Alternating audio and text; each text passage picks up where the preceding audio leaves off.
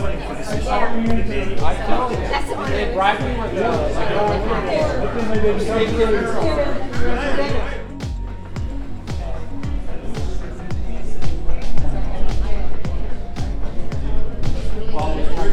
I need to be on the phone.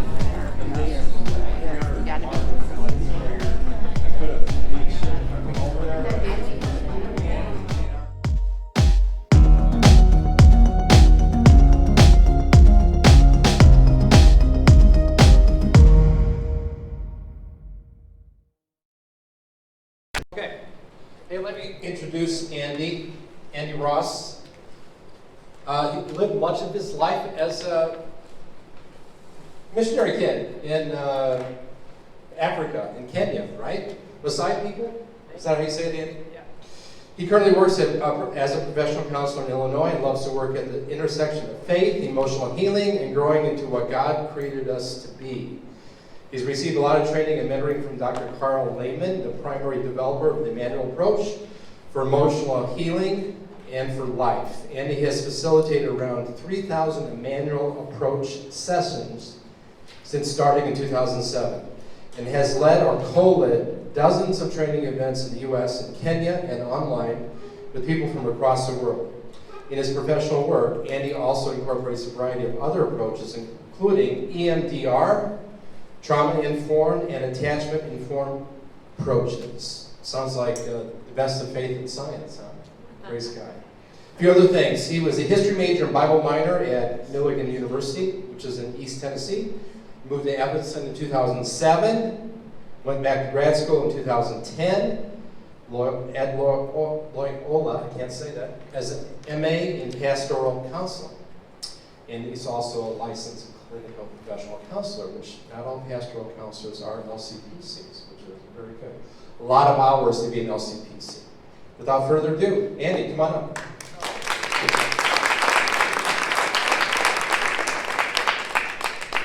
Thank you, Brian. I really appreciate that. It's good to be with you all tonight. I really love this. I live in Evanston. We have the lake, but there's not like this open land and trees, and so you all get the pretty view of me, and I pretty view of you. It's really a joy to be here. Brian called me a few months ago, and just felt like a leaping in my heart, like this was a really good thing that the Lord was putting together. So I pray that that's true. Let me just pray for all of you tonight as we get started. Jesus, thank you for gathering us today. We thank you for today, just the sunrise and the sky and the birds and the trees and the beauty of the world you've made for us to live in, and the beauty of each person that's in it, inside and out. We know there's a lot of heaven here on earth, and there's also a lot of hell on earth. And both of them can tangle us up and get into us. And so I just want to pray that you would push back just anything that would be coming against your good plans for tonight. We just declare that this is your space. We welcome your angels and your Holy Spirit just to fill this place. And proclaim, this land for you. And we ask that you would infill our hearts as well, that we would be open to your Spirit and to your guidance.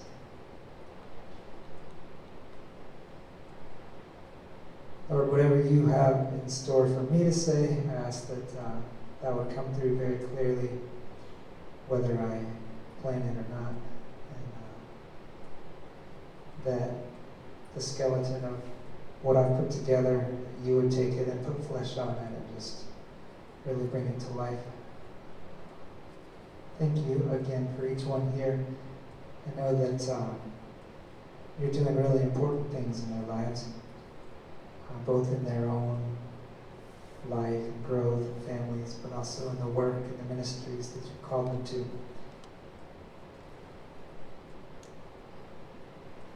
Just bless that work that they're doing. and ask you to weave this in, however, is the right way for it to go together with what you're already have them doing. Yeah, we pray also a prayer of thanks for all who've gone before us and gotten us to this point, and even preserve this land for us. Just so many blessings that we have. I don't know why this seems important. I just sometimes pray what's come to me. I just thank you for the native people, Lord. I have that Cherokee part of my blood, and thank you for all of the folks that walked this land long before we got here. And just bless them, bless those people wherever they are across this nation. Thank you also for just our own family lines and all the things coming down. We know that there's a lot of blessings that come down the family line and the way faith comes down, but also a lot of pain and just silly or broken ways of doing things. And so we ask that you would be lifting those things off, even as we're meeting tonight and talking tonight, and leading us into new levels of freedom, just to be heavenly people. We pray all this in Jesus' name. Amen. Amen. All right. So, this is cool. I've got a little pointer here. So tonight, the big thing we're talking about is what is officially called the Emmanuel Approach for emotional healing and for life. And I mean, really, the key word there is Emmanuel. Yes, I have this little pointer. Emmanuel, God with us. So that's what it's all about, and it's going to be fun. So enjoy yourself, and feel free to jump in if you have questions here or there. So, like Brian said, I'm a missionary kid. I grew up way out in the bush. Like, there was no lights, no paved roads, no, electricity. And the Maasai people were the villages were all around where we were. I had a couple of dogs that got eaten by leopards at night. So it was a wild place, but also I just came to love that place so much. I would go out and play in the little river in front of the house, the little creek, catch frogs. And my brothers and I had a sandbox, and we would. You can just hold it a little bit further. Little further? Yeah, it's a little loud. Yeah. How's that? It's a little closer. Closer? There you go. Thank you. That's good.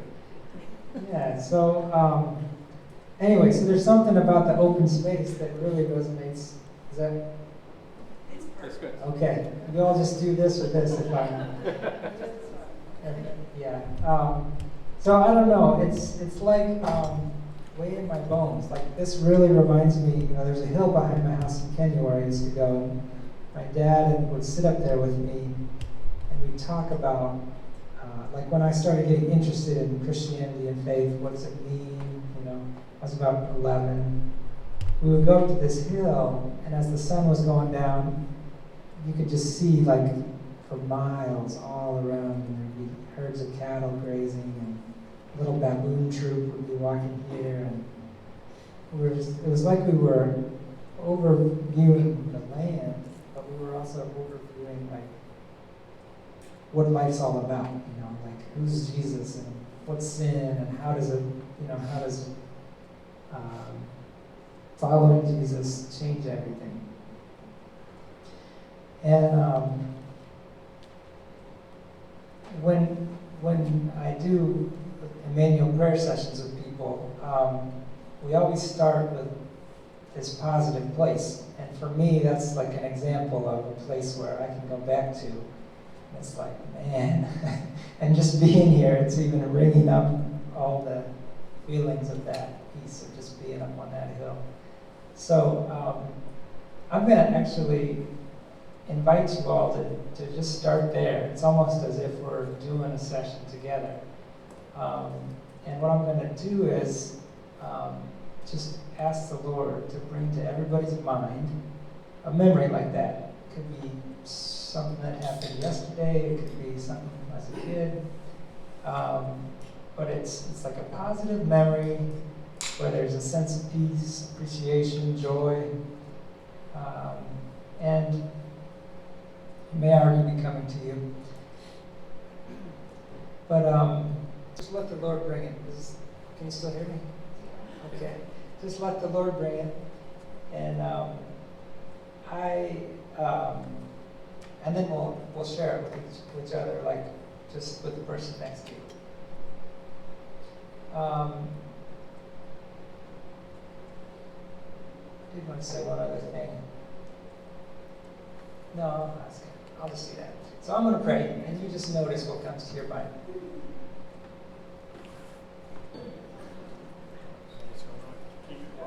Okay, I remember what I was going to say. Before I start, I want you all to feel what remembering and sharing a positive memory does for your brain and your body. So just notice before we start kind of how you're feeling, just how your body's feeling, just kind of check in with your emotions. Kind of take a little snapshot, see where we're at. And then we're going to do that again after we're done. In about 8 or 9 minutes, we'll check in again. All right.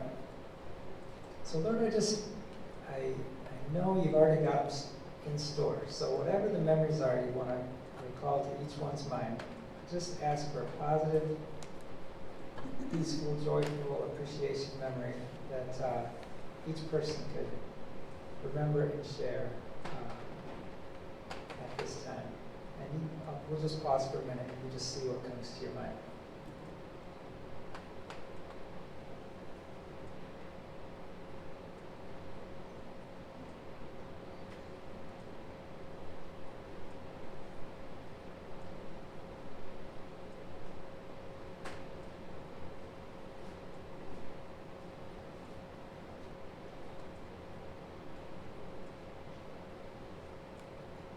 Just raise your hand if you need any more time.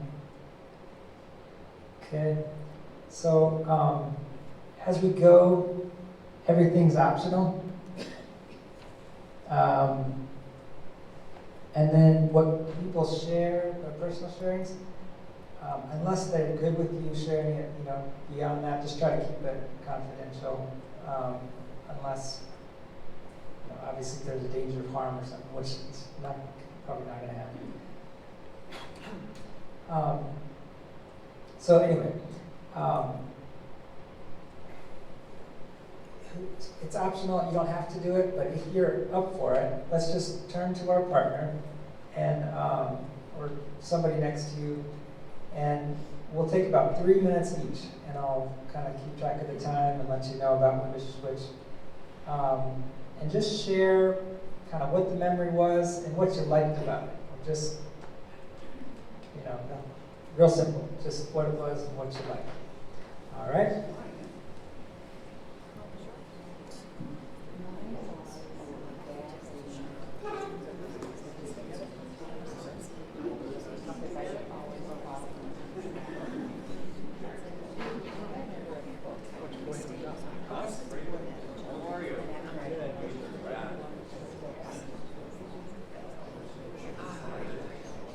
Do you have one kind of?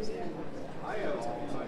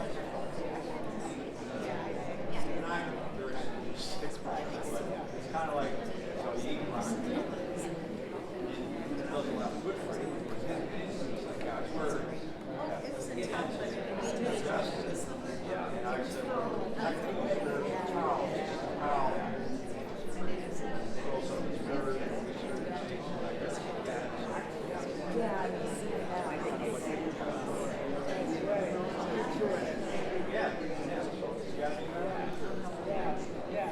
Let me tell people what's going So much content, so. All right. If you haven't, Moderator, I'm supposed to do that. if you haven't switched, go ahead and switch and share. Did everybody get a chance I think to they've share? already shared. You already switched without me? Yeah, great. That's great. That's great. If you need 10, 20 seconds to finish up, feel free. Oh, that's a bit quiet there. Yeah, so how was that? Just notice how you're feeling now. Just notice how your body's feeling. Anything different? Does it feel any different to anybody? Yeah? A little, yeah, so go ahead. What feels different? What feels Exhilarating. exhilarating, happy, loose? Yeah. Yeah. Good. Yeah. Cool. Cool. So we're going to go into a little more what's happening there, like what's happening in your brain, in your body, and why is that? But basically, there's a concept, Carl Lehman calls it your relational circuits. It's like all the parts, hardware in your brain that's built to connect with people. It like kind of lights up when we're doing this kind of thing. And we're glad to be together, we're sharing a positive memory. And it's the part of your brain that seems also important for connecting with God. So kind of warming up all that circuitry to connect with each other and connect with God. All right. I went to the next slide. So cool. So here's where we're going. We're gonna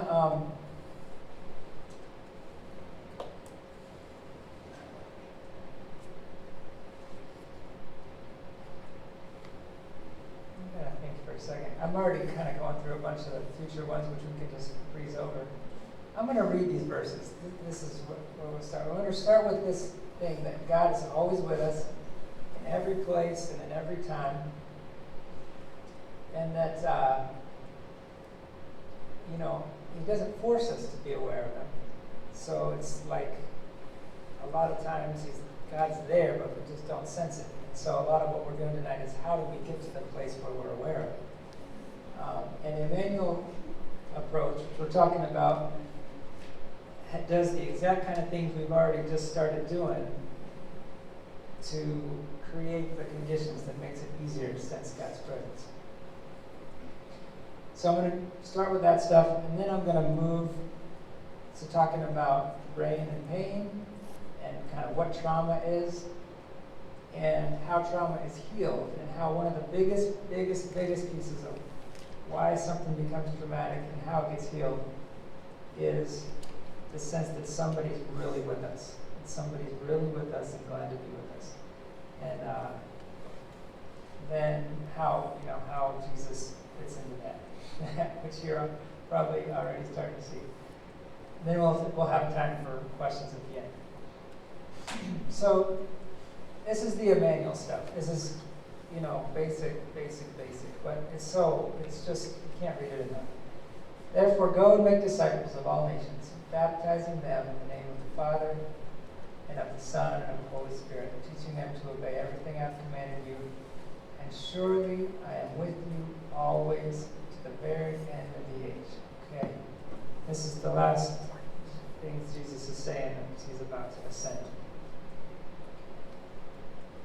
Revelation 3:20, Jesus again talking, "Here I am, I stand at the door and knock.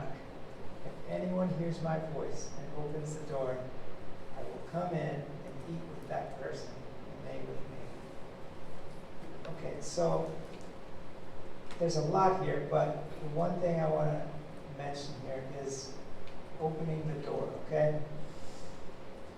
There's a lot of dumb stuff we can open the door to, but Jesus does wait. He does wait for an invitation to not necessarily be with us, but to be inside of us, or to be like with us in a way we can sense. So this verse is really critical. But he wants to come in, and he wants to eat. My friend used to say, eat chapatis with us. He's a Kenyan friend. John 16, that whole section, John 14 through 16, 17, it's just like full. It's just full of godliness. He says, I still have much to tell you, but you cannot yet bear to hear it. However, when the Spirit of truth comes, he will guide you into all truth. For he will not speak on his own, but he will speak what he hears, and he will declare to you what is to come. He will glorify me by taking from what is mine and disclosing it to you. Okay, so Jesus is at the right hand of the Father and with us and everywhere all the time. How does that work? I think it has to do with the Spirit taking from what Jesus is doing and saying and delivering it. And that this is what Jesus is saying, and this is how Jesus is with you. And somehow the Spirit makes the connection. But when the Spirit of truth comes, he will guide you into all truth. He will not speak on his own. He will speak only what he hears, and he will tell you what is yet to come. All right. So here's what, if you boil kind of an Emmanuel approach down and probably other similar models, there's kind of three things that we're trying to do. One is to connect to God. The second is to stay connected to God. And this is actually pretty unique. Like there's a lot of times where this happens, connecting to God, even in worship and church and stuff. But taking time to stay connected and have an actual interactive conversation with God is actually pretty rare. And so I'm going to talk a little bit about that. And then addressing blocks, limits to deeper connection with God, which is where healing and all that comes in.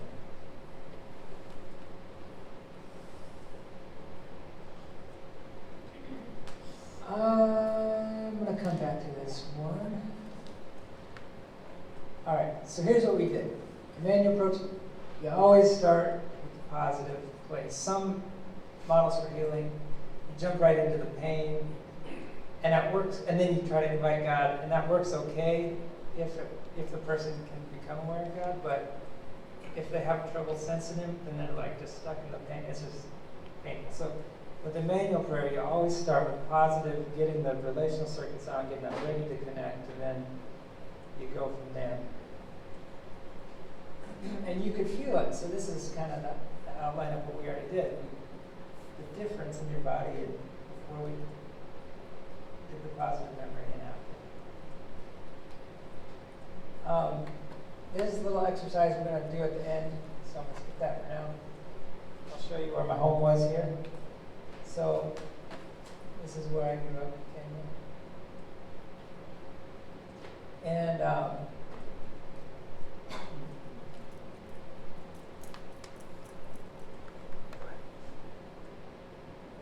let's see here. I'm going to come back to all those ones in a minute. I want to talk to you guys, before I get into the Emmanuel approach too much, I want to talk to you about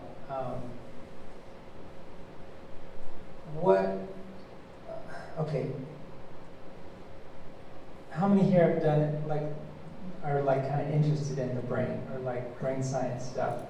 Kind of fun for you to nerd out. I like it. It's really really interesting.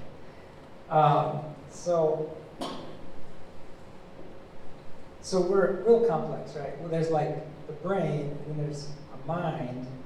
Like the brain's physical, then there's a mind, and then there's a spirit. And like, how are they all interweave? I don't know.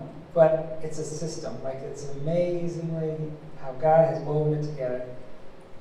But the piece I really want to focus in on for tonight is the actual brain. And there's things about it that I think God has built in a particular way for a particular reason.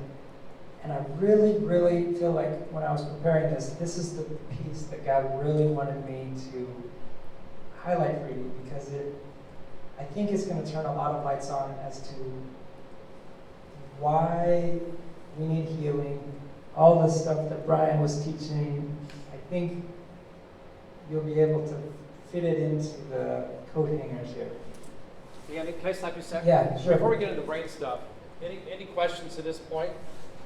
With Andy, one of the big things Emmanuel Prayer versus theoplastic prayer. Theoplastic prayer was about healing, and the Emmanuel approach is so much about interactive connection.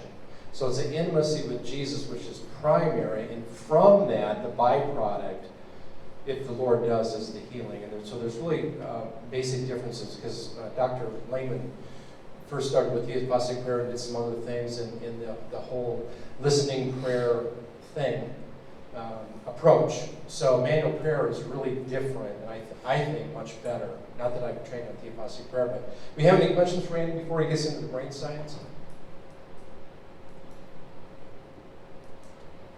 Well, that's odd.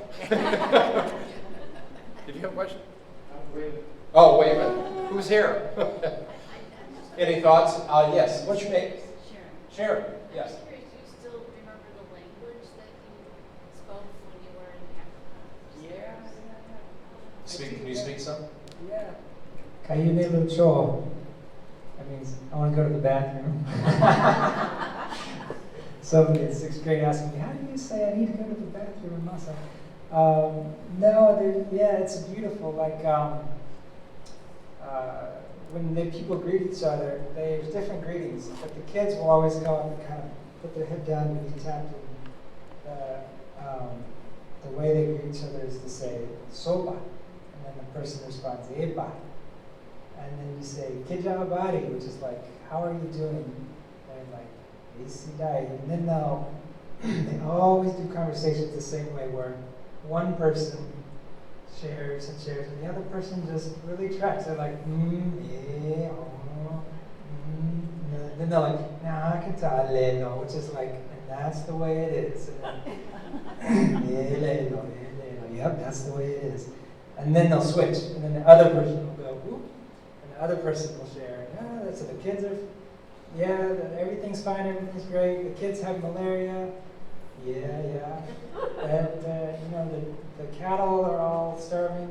Yeah, but everything's great, everything's fine, we're doing good. And so it's like, it's a very methodical, but as I look at it, it fits with this, because it's like, you feel like somebody's seeing and hearing you, like, and they're stopping to really, like, know what's going on in your life, and it's like just built into their culture. Yeah. So I'm just curious, is Emmanuel Healing something that you see a lot in Kenya? Yeah. Is it here in the United States? Or Yeah, great question. Is Emmanuel Prayer something that's all over the place, or just in the U.S.? Yeah. It is mostly in the U.S., although I have done trainings in Kenya, some, and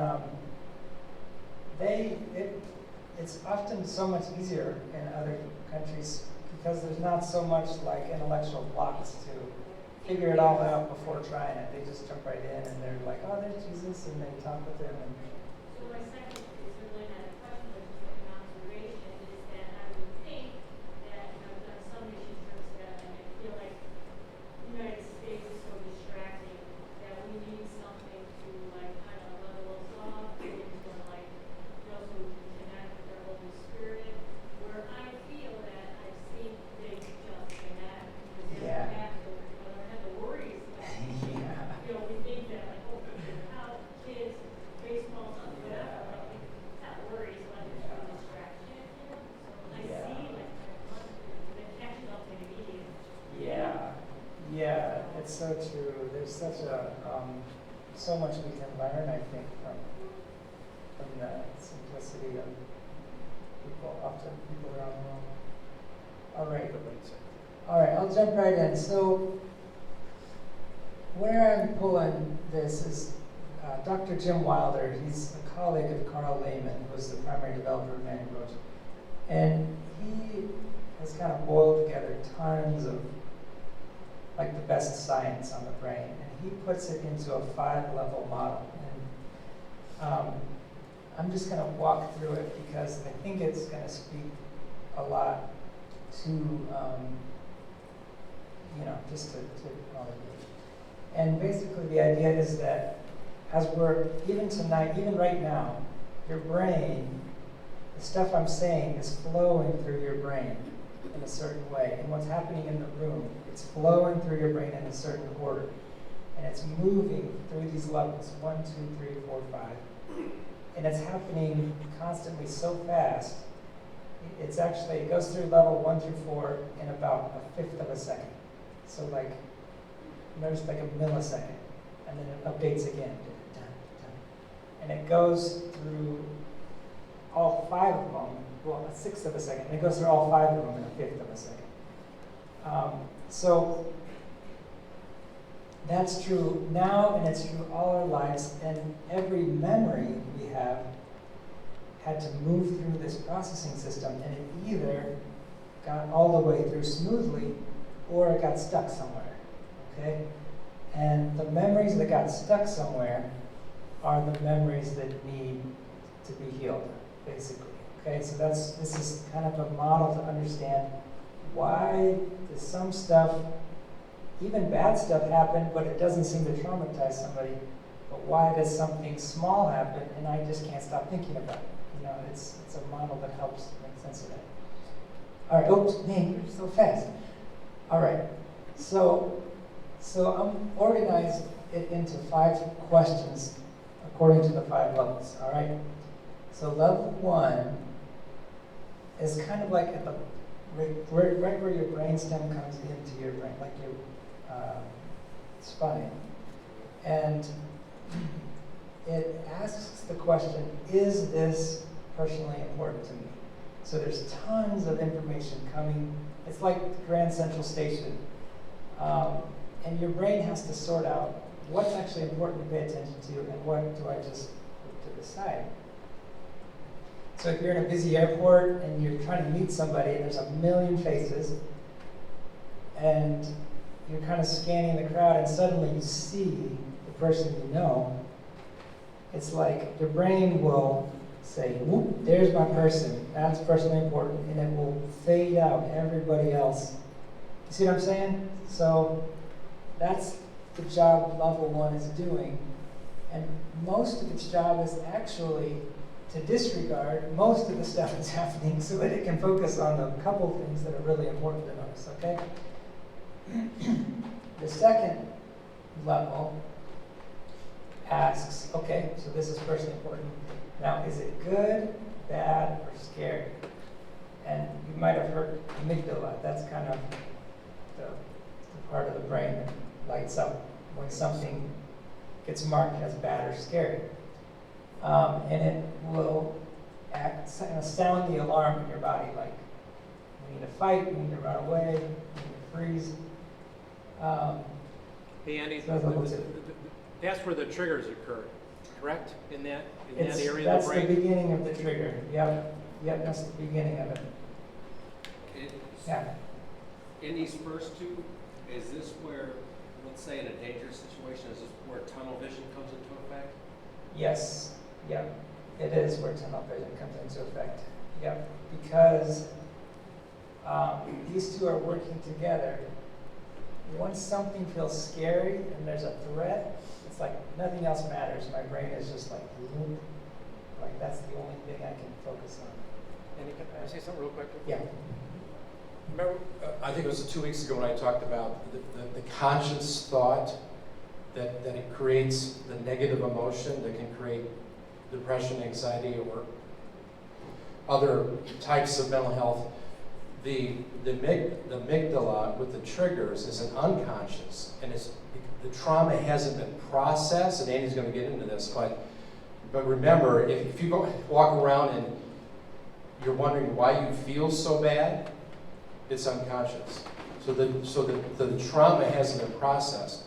And actually, dreams can do that too. If you wake up and you feel like garbage, dreams. The Complex PTSD book that I had as a resource talks a lot about that. He hasn't found any way to remediate that, but actually dreams can create triggers and you wake up on the wrong side of the bed. So. Wow. Yeah. Yeah, this is gonna make more and more sense, and I bet you a lot of it'll overlap a lot with probably what you think. All right, so all this is happening so fast. Those first two are so fast, you have no choice about those first two. Your brain is automatically deciding what to do, whether something's scary, etc. The third one, this is like the key. This is key. This is like the key to the whole thing. The third one is kind of like, we're kind of more towards the middle of your brain now. And there's a part of your brain called the cingulate cortex, which Dr. Wilder is often called the banana, because it's kind of shaped like a banana. And he also calls it your joy center. And this part of the brain asks the question, is there anybody who's really with me? Like, is there anybody who's glad to be with me right now? And if you've ever watched little babies, like 7, 8, 9 months, especially 9 months, this is when this part of the brain is really lighting up. You will watch them, they'll make eye contact, and they'll start to smile, and the mom will smile back with the dad, and then the baby will smile more, and the mom, and then it's like a little too much, and the baby will look away. And if there's a good parent, they'll let them rest, because they actually need that break. It's like so intense, their brain's like just on fire. And their brain is learning to quiet itself. And then after a minute, they'll kind of look back, and then they'll start connecting again, enjoy. And they've done studies, and babies will do this if their like caregivers have the capacity for it for like 8 hours a day. Like they're just building over and over, and what they're doing is they're building the capacity like to deal with an intense emotion, but it's joy. It's like to deal with an intense emotion and then to quiet it.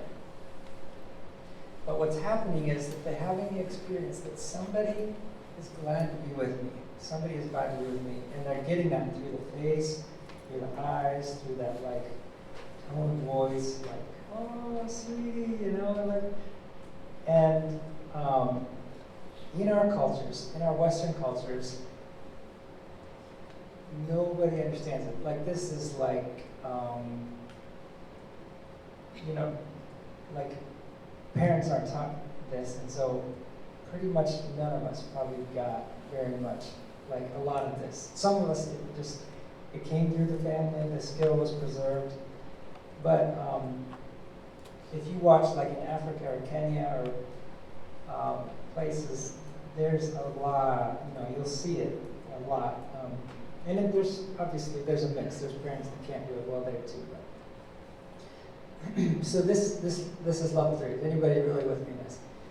And this is actually where most experiences get stuck when we're talking about an experience that's not fully processed. It gets stuck at level 3 because something bad is going on, or there's a threat, and I'm alone. Okay, I'm alone. And your brain does not like that. It does not like that feeling that it's just me and there's nobody really with me in this. So level 3.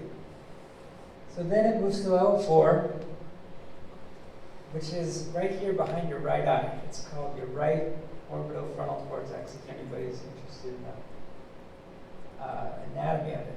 And Dr. Wilder calls it your identity center.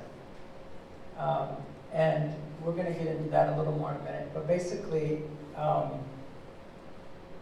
that's the part of you that has to do with how do I handle this situation? Like, what's my how do I as a person, or how do my people deal with a situation like this? So it's not like, we're not at the point of logically thinking or planning. This is like automatic. So like, it's pulling tapes of how you've seen people do this before, and it's just automatically doing those. Like, that's how this part of the brain works. And then level 5, this is where we finally get to conscious thought. So it comes through 1 through 4 in a 1/6 of a second, And then, that last fifth of a second, it finally makes its way over to where we realize and we start consciously thinking about what's happening. And that's what has, part of our brain that has to do with what does this mean? You know, how do I, behavior planning, okay? So, we're gonna take a minute and just go through a little more, but actually, I'll just stop and see if you guys have questions before I proceed. So, what I'm saying correctly, like, the first four are unconsciously done, and then when you actually are raised aware, that's number five. Yes, that's right. The first four happen before you're consciously aware they're even happening, and it's primarily on the right side. So the right side of the brain is mostly like relational, subconscious, moving super fast, and then it moves over to the left, which is more like slowing things down, analyzing, breaking things down, and your left side is more your slow track. Okay. Any other questions? Just a thought that popped in my head. When I was in history, I remember learning about, I think it was like King Louis or King Henry VIII, who was like real kind of evil, and Yeah. he had like a bunch of wives, and they all were giving him like females. And Yeah. he just kind of killed them all. But I remember learning that, like, the child, he wouldn't allow the caretaker to make eye contact or speak to the child. Wow. And I know for sure one of them died. Yeah. And it just made me think of Yeah. what you were talking about. Yeah, that doesn't surprise me. Children actually, like in NICU and PICU, who don't have caretakers or people that touch them and like make eye contact and hold them will actually die. They actually, it's not just like a emotional need, it's like literally survival need. And it was a really, yeah, in orphanages, yeah. Go ahead. I want to try to say this in a concise way. Can you overcome that?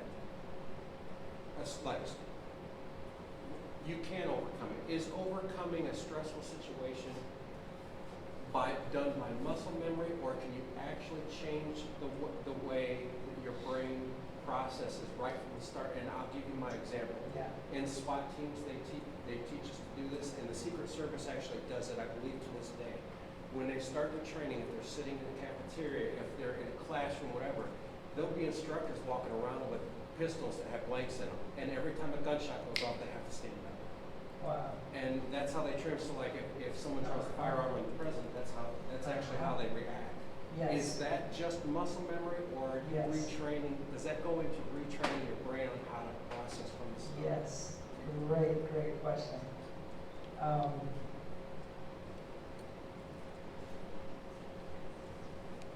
I'm going to answer it in a couple minutes.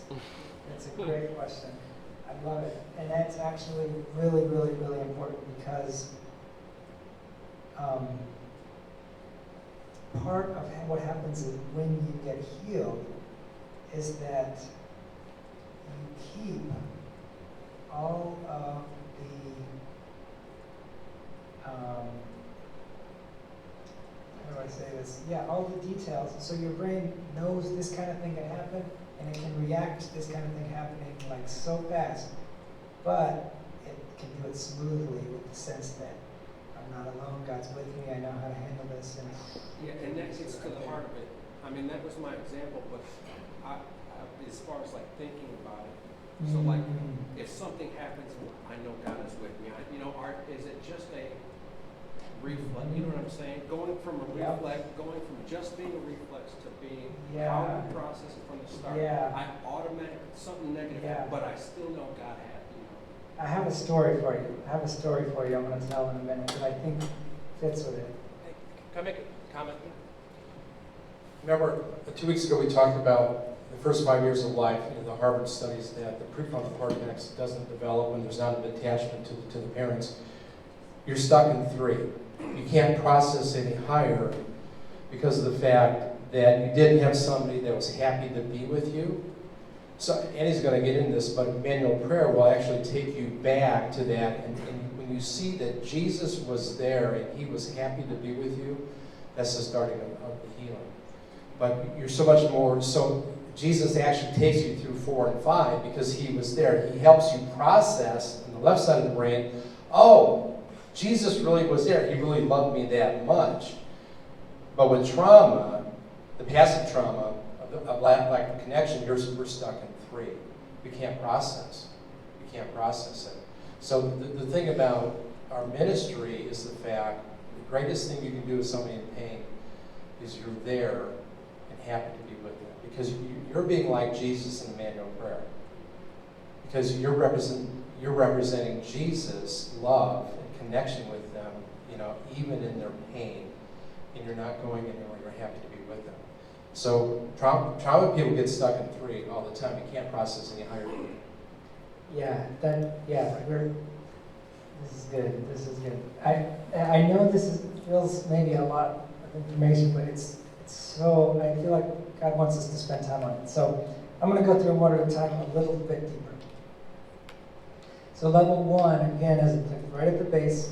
Dr. Wilder calls it your attachment center. And what happens often is either these parts, there's not enough activity or there's too much. They're like in a cramp. And our attachment center, so it's that part that's asking, is this personally important? And it has to do with things, places, and people. And if you think of babies already know which faces are my people and which faces are not my people, right? Like if you pass a baby to somebody they don't know, they are not going to be happy a lot of times. And that's because this attachment center is online so early, and it knows what's personal, who my personal people are, and who's not. And so during our lives, there are people who we're more attached to than other people, right? There's, Dr. Wilder calls them our personal people. And what happens is that when we grow up, our brain wants to connect to those people. Like it wants to feel joy with them, it wants to be with them. But if we have a caregiver who is our main person, our dad or mom or whatever, and they're not available, our brain is like in a cramp because it's like, I want to connect as a kid, but I can't. Like they're just reading the newspaper or off, And so you start to get a lot of what you call attachment pain, where your brain is like looking for that attachment connection. It also happens if somebody we really love dies, or like we have a divorce or a breakup, where it's like suddenly there's this hole. And even if I was mad at them, they still were like my person. And so it's like my brain is really hurting. And some studies and people say that this actually is more painful than physical pain. Attachment pain is more painful than physical pain. And all of us have it. And so when there's a lot of attachment pain, our brain we develop a lot of things to cope with it. And this actually, Dr. Wilder and another guy, Corey, who's an expert in addictions, say that pretty much every addiction, they think, goes back to this. Because what happens when you drink, have sex, all those things is that for a little bit, it numbs the attachment pain. It's like a quick way of, it doesn't fix it, but. And if you think of the Oxycontin, just the pain epidemic, it's this is probably a lot of that. Go ahead. Yeah, I was just gonna say we were just watching the 3-episode thing of John Wayne Gacy. We were just watching the John Wayne Gacy little episode thing that talked about the life of John Wayne Gacy. I wasn't that familiar with him, so we watched it. But they were saying the same thing essentially with John Wayne, because Gacy would go into his basement where his dad was like a sacred place for him, where he would drink. He was an alcoholic, blah blah blah. But he would also beat him a little bit too.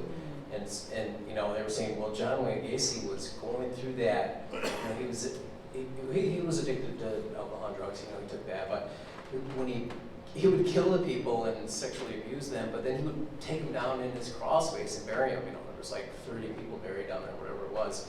But it was like when he went into it, he interviewed him and he said that he kind of didn't even remember some of this stuff because it was taking him back to that place when he was doing it. And, you know, either that or was, you know, we were talking, it's like he had a spirit in him that was controlling him too, but it was tied into that taking you back to that place. Yeah, it would creepy like that.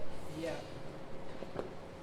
Remember when we talked about last week, the co-occurrence of addiction and mental health problems is about 70%. So the therapists at these addiction centers will really deal with both, hopefully mental health and the addiction at the same time because they're so interrelated most of the time. Yeah. Go ahead. I think that in God's design for pregnancy, that in the pregnancy, in the womb, you know that you are loved, you're wanted, or you're unwanted. Yeah. And I think that, you know, you have to take it to that level and then you go back to that and you realize, how do I know how to love? Because I've never known love. That's right. That's right. Yeah, I've been surprised in the work I've done how often people will go back and they'll be like, I feel like I'm in the womb and I just don't want to come out. I just don't want to come out because I know nobody wants to be with me. And it's like, it's amazing what it's really online. So I would encourage you if you have kids, grandkids, you know, have to be talking to the baby. Like it's literally, this stuff is online. And I think our spirit is interwoven with it. All right, I'm going to try to go a little quicker here to get through. So level 2 is the guard sac, the amygdala, and it's like, is this good, bad, or scary? And it sets off the alarms. This one, it can only be turned off by level 4. Okay, so if an alarm gets set off, and it's like, this is bad, this is scary, it's not going to turn off until level 4 is feels like I can handle this, or I know what to do. All right, level 3.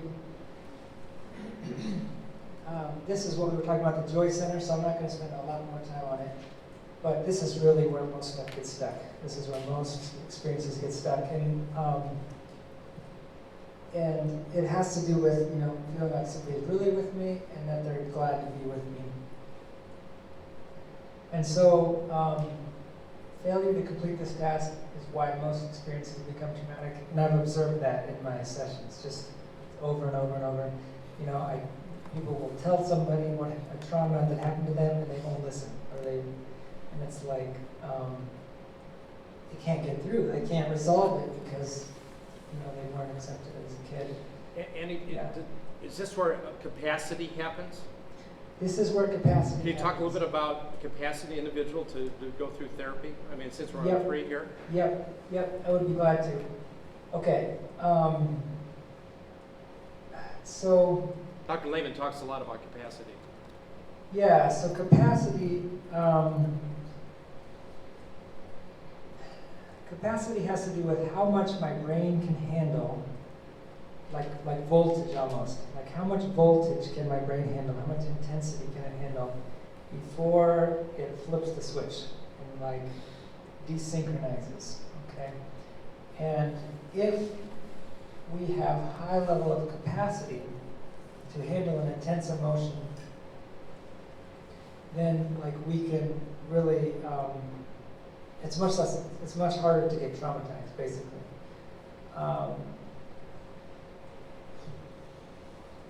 There's several places. Let me get back to it more in just a minute after we finish. So one thing that I will say, let me see, Jesus, what do you want me to say here about this? Okay, so Jesus has infinite capacity, okay? And there's nothing that we can say or do or remember or experience that he can't handle. And so if we're with somebody, even though we can't really handle it or don't really, or it's overwhelming to us, if we're with somebody else who's not overwhelmed by it, we can start to borrow their capacity to hang with it and to feel it and to connect to it. And so as people, we can offer that gift of being, working on it and becoming a high capacity person. But Jesus also, if somebody can connect with him, it's like he has that infinite level of capacity. So, Can you talk a little bit about can you talk a little bit about why a healthy church is so important with helping people develop capacity? Yeah. And unhealthy churches will actually make it worse for people. Can you talk a little bit about that? Yes. Okay. So We talked about church relationships last Wednesday about the importance for mental health and all of that. Yeah. So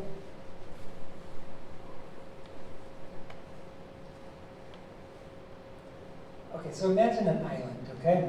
And you got an island in the middle, and then you have like 6 islands around it, okay? And when you're a baby, the middle island is joy. That's where you want to be. Joy. All the other islands are fear, anger, sadness, hopeless despair, disgust. Yes. And as a baby, when a baby gets stuck in one of those, that's all they feel. That's their whole world. That this is they're just, and they don't know their way back to joy. But if the parent's like, oh man, you are so mad. That's really, so frustrating. Oh, come on, yeah. And the baby's like feeling that, oh yeah, their brain is learning how to feel it. The parent's like feeling it with the and kind of get back to we're glad to be together. So it's building a bridge from the island of anger back to joy, okay? And as kids, we need to learn to build that bridge back from every big negative emotion. But most of us miss 3 or 4 or 5 of them. But our parents could usually do 1 or 2. So as a church, if somebody's feeling sad, but I have no capacity to handle sadness, I'm just going to they're going to feel sad and I'm just going to try to make them feel better quick right away, or like fix it for them. But if, as a church, we can develop the capacity to stay with sadness, it's like, man, that is really frustrating. Like, and you can resonate with it and sit with it, and people start learning those skills that they never got from their parents. And the church is like a great place to learn the stuff that we should have gotten, if it has it, if we have that skill. We got a question back Go there, ahead. Jenna. Have you seen that Pixar movie Inside Out? Yes. The 5 universal emotions. Yes. Disgust, Yep. joy. Yep. I love it, and I love it at the end. Yeah, it's a good representation of Yeah. experiences and trauma and memories, and it's also adorable. Yes, it's adorable, isn't it? You can see why churches that don't let you feel, and you should always feel joy. Oh yeah. The importance of reality, the importance of authenticity, honesty. No, I don't feel very good today. You should be able to say that rather than, oh, you should always feel joy. Jesus loves you. A Christian shouldn't feel sad or angry or depressed. I mean, that's not like being in Jesus. So authentic churches and accepting where you're at. The no, be, do that I talked about is so important. Legalistic churches, I'm telling you, in this mental health will actually send the people down because you're not accepted by Jesus unless you follow the 20 rules, and some of them don't have anything to do with the Bible. So a healthy church, but healthy relationships. You can do so much individually with people in connecting one-on-one with them. And you don't even need to know much about Emmanuel Prayer. Happy to be with them. Let them talk. affirm their emotion, affirm the right to feel crappy, you know, and help them bring them back to joy. Because if they didn't learn that through their parents and even through adult relationships, you can see why this is not a biochemical thing in the brain. Many times, it's trauma. Yeah. Yeah, and this is like 50% of what I do in counseling is just like, man, that is really tough. You know, I'm like, I'm not trying to fix it.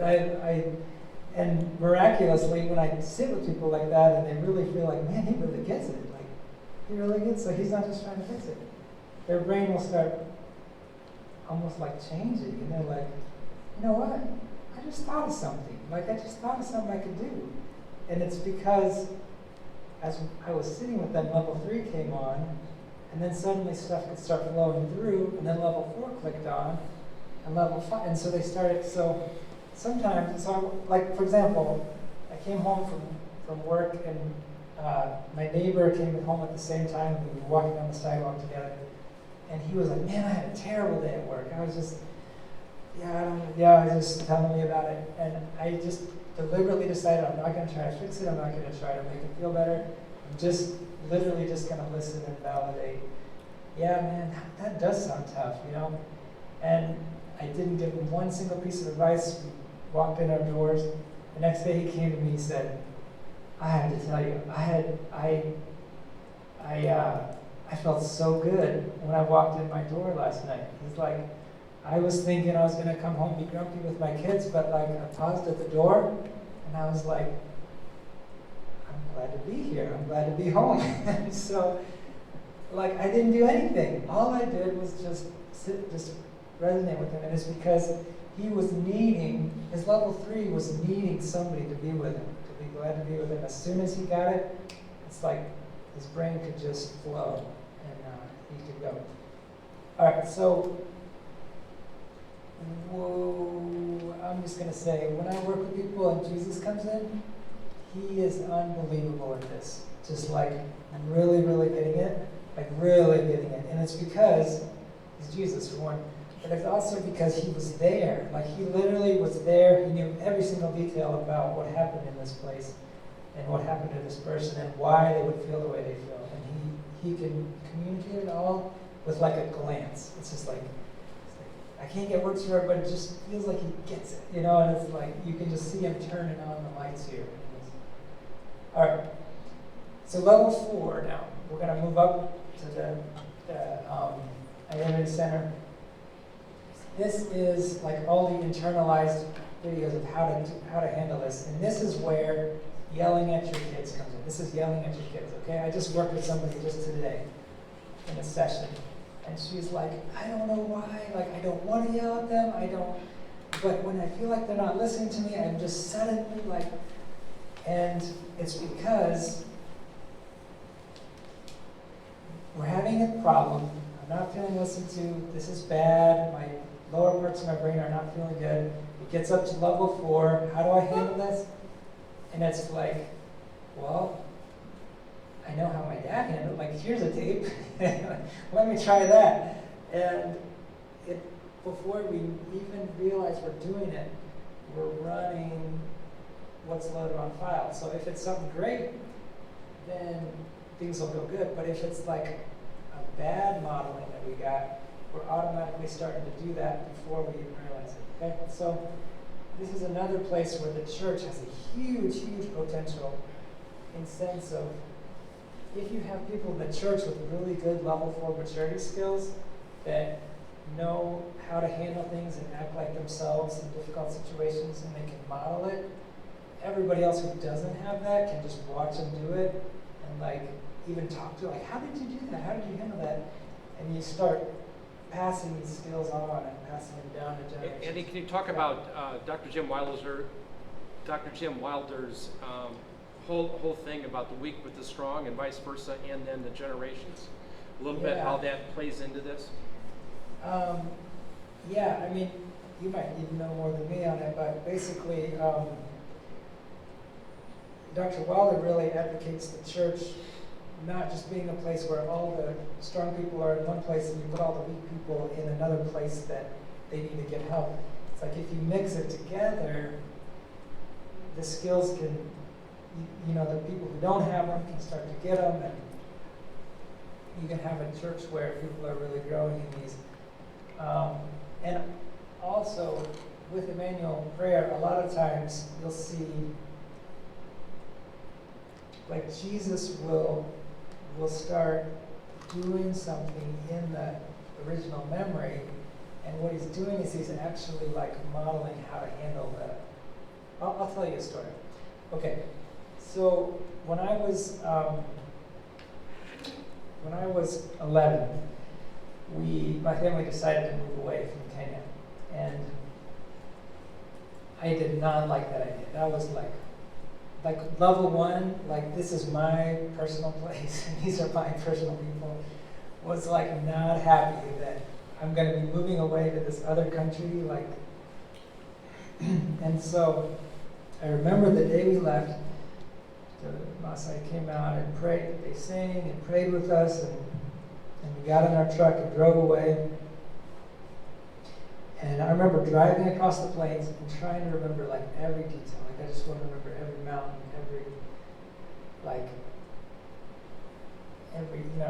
and just the sadness of it. So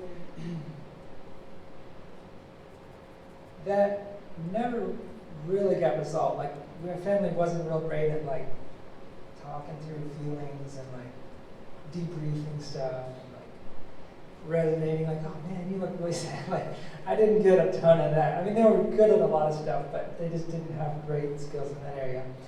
And so this one didn't get fully processed. It didn't get fully processed, and I'm still working on pieces of it. Fast forward now, 2007, so about 20 years, 15 years. I'm much older. I've lived in the States now for 15 years. I'm graduated college, and I'm moving. I'm moving from Tennessee to Evanston, sweet Evanston. Oh, really? Oh, I'll have to go out to lunch with them. And I am driving up. My now wife, we were dating or engaged at this point. I think we were dating. Is driving. I'm in the passenger seat, fortunately, as you'll find out. And we're driving across the cornfields of Indiana. You know what I'm talking about? It's just like pure flat. And it's kind of like where we just kind of decided we're going to be staying in Evanston, like indefinitely. Suddenly, as we've gone down to visit my family for Thanksgiving, and we're driving back, we're driving up through just north of Indianapolis, and I just like am looking out the window, and these tears just start coming down my cheeks, and I'm like, all these feelings are coming up, and I have no idea, like literally I'm totally in the dark as to why I'm feeling all this. And one of the things that happens when a memory doesn't get fully processed is it gets stored as implicit memory. It's not, it's like implicit, invisible memory. So it's stored in a way that it doesn't feel like I'm remembering, like I'm not getting images or like. So that's what was happening to me, is this implicit memory. All this stuff was coming up. So I turned to my wife and I'm like, I'm just feeling so sad. And I have no idea why. And she's like, well, we just learned that Emmanuel Prayer thing. You want to try that? I was like, that sounds good. Let's do that. So we did a little, I don't even know if we did the positive memory. I think we just invited Jesus. And we probably did do the positive memory and connected with Jesus. And pretty soon, the memory of leaving Kenya just came full on forward. I was like, oh my gosh. And I still did not connect that driving across the plains and the flat cornfields was like almost exactly driving away from my home. I didn't connect that until months later. I was like, wait a minute. So, but anyways, I started remembering that 12-year-old memory, leaving Kenya, and I'm looking out the window, I'm trying to remember every zebra and wildebeest and mountain and tree, and she's like, well, what if you just invited Jesus to be with you there? I was like, okay, I'll invite Jesus.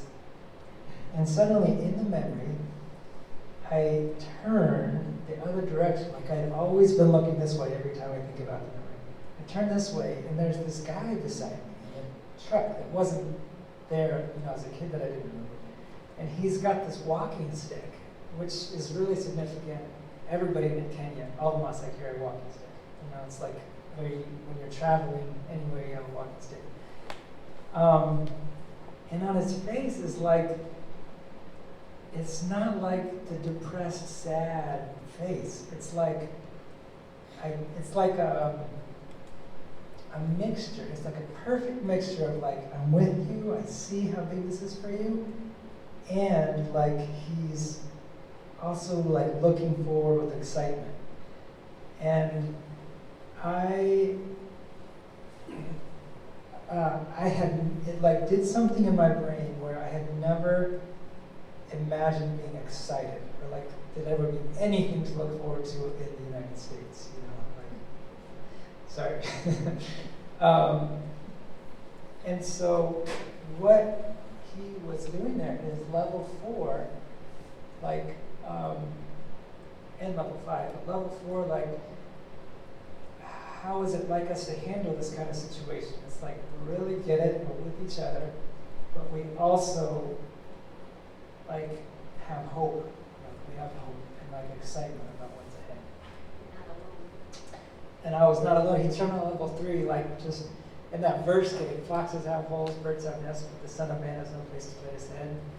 And I was like, whoa, he gets what it's like to feel like you don't have a home, like you're leaving it. All right, so, go ahead. Did you do 5? Yeah, so level 5, what's the meaning of this? A lot of models talk about lies, okay? Lies, like believing lies, and Satan's really good at sneaking lies in. Those are kind of formed at level 5, and you kind of start getting words for what feels true here. But it's formed on the basis of all the stuff that's messed up at levels 1, 2, 3, 4. Okay, so the lie is like the bow on the package of all the stuff, okay? And level 5, often once you get the other ones flowing, it tends to straighten out pretty easily. There's a lot of other stuff that could be said about level 5.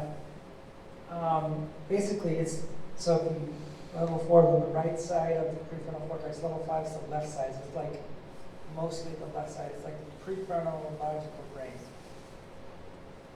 So we need to end at 8:30. Yeah. Do we have any questions about the first 5 levels? Oh, Rick.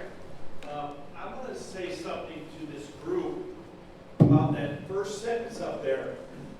We finally reached a level of what we typically call, what's the word? Thinking. And I have been presenting to you for almost 2 years now to think about your faith. And I know it takes a while to bring people to think about what you believe. Because just like Andy and Brian have been talking about, your faith has been developed from a long time ago, and especially us in this room here, because we're older people now. And only now can we begin to think about what we have been taught our lives. And some of the stuff we've been taught has been wrong. Okay? Or like Andy said, you have these things that develop when you're a baby and you, oh yeah, I believe this. And now we get to a point where we finally have a group of people where you can confess yeah, I want to think about this. And I may be wrong on what I have believed for a whole lifetime. And now I'm approaching death. I got 20 years left. And I have to consciously think about my faith. Do you really think Emmanuel, God,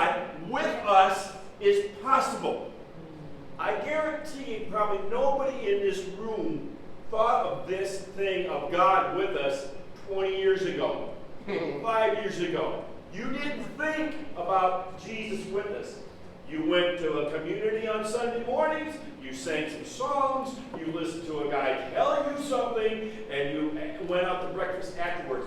But you never had an opportunity to think and ask a question of the guy presenting you. You never had that. Did you? No, you didn't. So for your entire lives, you have been taught and never had a chance to interrelate, to communicate, or to think. In that first sentence there, this is what Andy's talking about healing, right? Well, not only is it healing, it's about your faith, which is, of course, we have emotional things of what happened to me when I was a 3-year-old, or trauma, or like Brian talked about the trauma that we have happened to us. But I'm talking about what you believe and why do you believe it.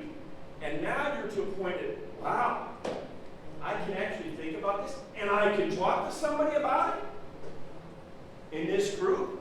I can actually, and not feel that I'm going to get judged. Wow. Or rejected. You understand what I'm saying to you? You understand what I'm saying to you? You know, the whole process, if you think about the implicit memory, unknown, through Emmanuel Prayer becomes explicit, known, so you're through level 3, okay? And then when Jesus shows up and works, and your right side of the brain is activated with Jesus because he's happy to be with you, when Jesus speaks, you know, Brian, I'm always happy to be with you, even if your mom is not. But what happens now is that cognitively I can meditate on the Word of God and on Jesus being with me, but I also have compassion for my mom because Jesus was always with her, but she didn't have any of this stuff. She was in a doing church. I don't think I've ever heard a sermon, a really, really good church I grew up, very sermon-oriented. He and I were Mennonites growing up. I don't think I ever heard a sermon on the unconditional love and acceptance of God. She never knew that. So the cognitive is activated while I can, to believe what Jesus says about the identity now, because I'm fully aware of the trigger, I'm fully aware of the pain. Triggers have less force because it's explicit memory now, known memory. Oh, that's why I felt like garbage for 3 decades. Yeah. Finally, now we know. Yeah, it's really important, Rich. It's really important. It's level 5. I do want to say a little bit more about it because it has, so the first 4 levels you could call like the fast track. It's like before willpower, before like,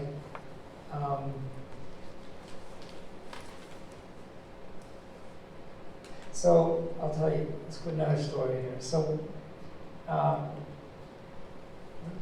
finish my sentence and then I'll tell you another story.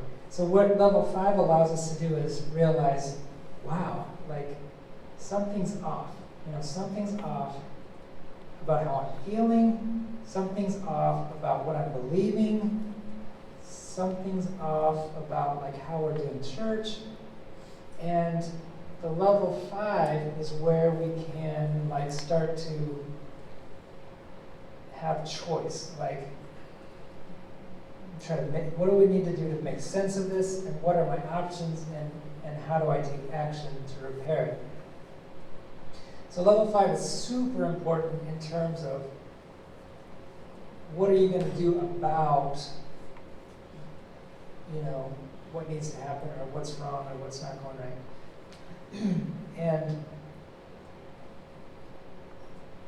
But the weakness of level 5 is that just trying to make myself believe something different. Okay, so here's my story. Like I can't change it. Some beliefs that are rooted in something that happened in level 1 through 4, I can't change just by willpower, just by wanting to believe something different. So when I was about, I don't know, this was maybe 15 years ago, I was with my grandparents at a McDonald's. This Greyhound bus pulls up, and these guys get off, and one of the guys is like kind of weird. He's kind of like high or something. And so we finished our meal, and he's kind of walking around funny and saying funny stuff. And he follows us out the door. So I have elderly grandparents, you know, they're kind of crippled. And I had, just the whole time, I'm kind of like on edge, activated a little bit. And I kind of walk out, but I walk on the other side, and this guy is walking like coming right up to them, you know, and this, God bless, thank you, Jesus, for grace. There's this person with a cane. He's like a 50-year-old man. He comes up between my grandparents and them and heads this guy off, and kind of like intercepts him and talks with him. And so we get in the car and leave. And my grandpa looks at me. He's like, "You're like the toughest guy in the county." Like I was like high school wrestler, like state level, you know, won the region, all this. But somehow all that was out the window. Like I was very afraid in the situation, and kind of like put my grandparents at risk. Okay, so what was going on there is I was triggered. Something was about that triggered me and like made it really hard for me to think straight and act like myself and all for it. So by this time I knew about Emmanuel Prayer, and here we get to level 5. So my level 5 is thinking something is off here. What could be going on here? So I was in Carl's mention group. Now I had my chance to pray and receive from Carl Lehman, and I was like, I want to pray about this. Like, here's what happened. You know, I should have stood in the middle and protected my grandparents, but I was just totally afraid of the situation. And he's like, all right. So we prayed about it. Asked Jesus, where's that from, Jesus? You know, we got connected to him in a positive memory, and then asked him. These memories start coming up. As a kid in Kenya, we always would get stopped at these checkpoints, and they would try to bribe my dad for money. And all the police had like an AK-47. So it's like, you just, you know, and everywhere you go, somebody's carrying an AK-47 around. And it's like, you kid, and then you just kind of have this feeling like, I don't want to step wrong, or somebody might like just totally blow me away. As a kid, that's how it felt.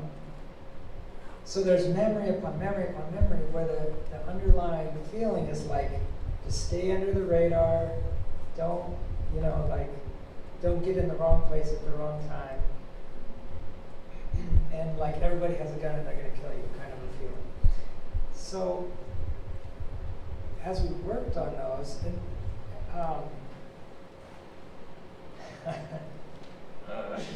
this other memory came up too. This was in 6th grade. So sometimes there's like multiple memories that are all contributing to the same thing. In 6th grade, I took this big guy's seat in the auditorium. I didn't realize it was his seat. He came in, he's like, "What are you doing?" And I like, whoop, went out, I like fled to the corner. We go back to that memory, invite Jesus, and he walks right up to the guy, and in the memory, the feeling was like this guy's this huge guy. And suddenly, as I saw Jesus come to him, I saw he's just like this little kid. He's just like this little 6th grade kid. And Jesus comes up to him and he sits down and he asks, "How are things going at your home?" I was like, whoa, like what was going on for this guy? That he would come to school like so, just such a chip on his shoulder. And so it's like suddenly that memory no longer felt scary, no longer felt painful, and then no longer felt like I have no idea what to do. It was like, oh, that's how you do it. That's what you do. Like that's the meaning. This is just a 6th grade kid with a, like you see all the levels clicking on. Okay, so we healed that memory. We healed some of them from Kenya. Now, fast forward, this is just a couple of years ago. I went to my kid's school and was dropping him off. And there's this guy outside the school, and he's like walking around, kind of weird and funny, and like muttering. And this parent starts yelling, that guy's not a parent. Who is that guy? And the guy starts getting agitated, and he starts walking towards the door, like cussing, like.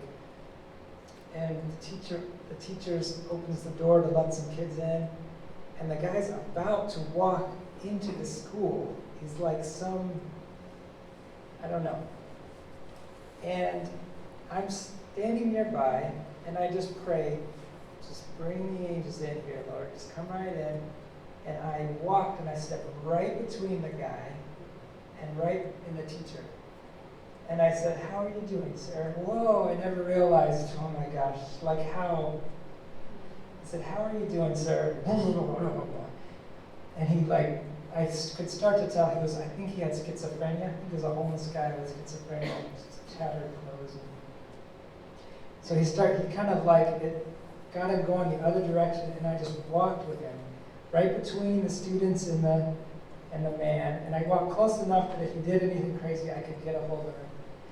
And I walked him all the way out to the street, and then he turned the corner, and then by that time, some people had called an officer to come check on him.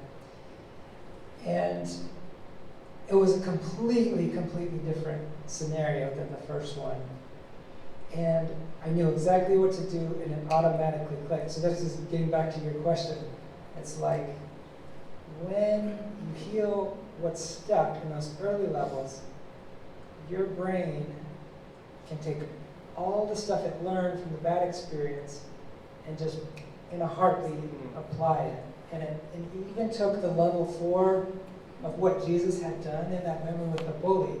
Like you just walk right up to him and you ask, how are you doing? And all that, and I hadn't even connected that until I just told the story. Like it was just pulling the tape because Jesus had given it to me.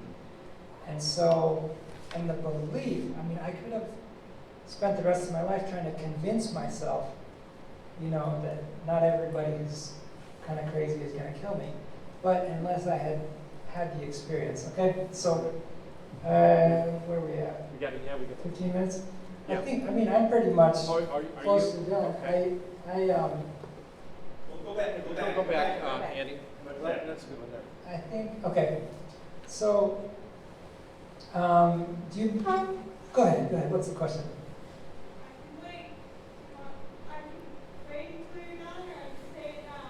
Go ahead and say it, and I might answer it at the end, but go ahead, Andy.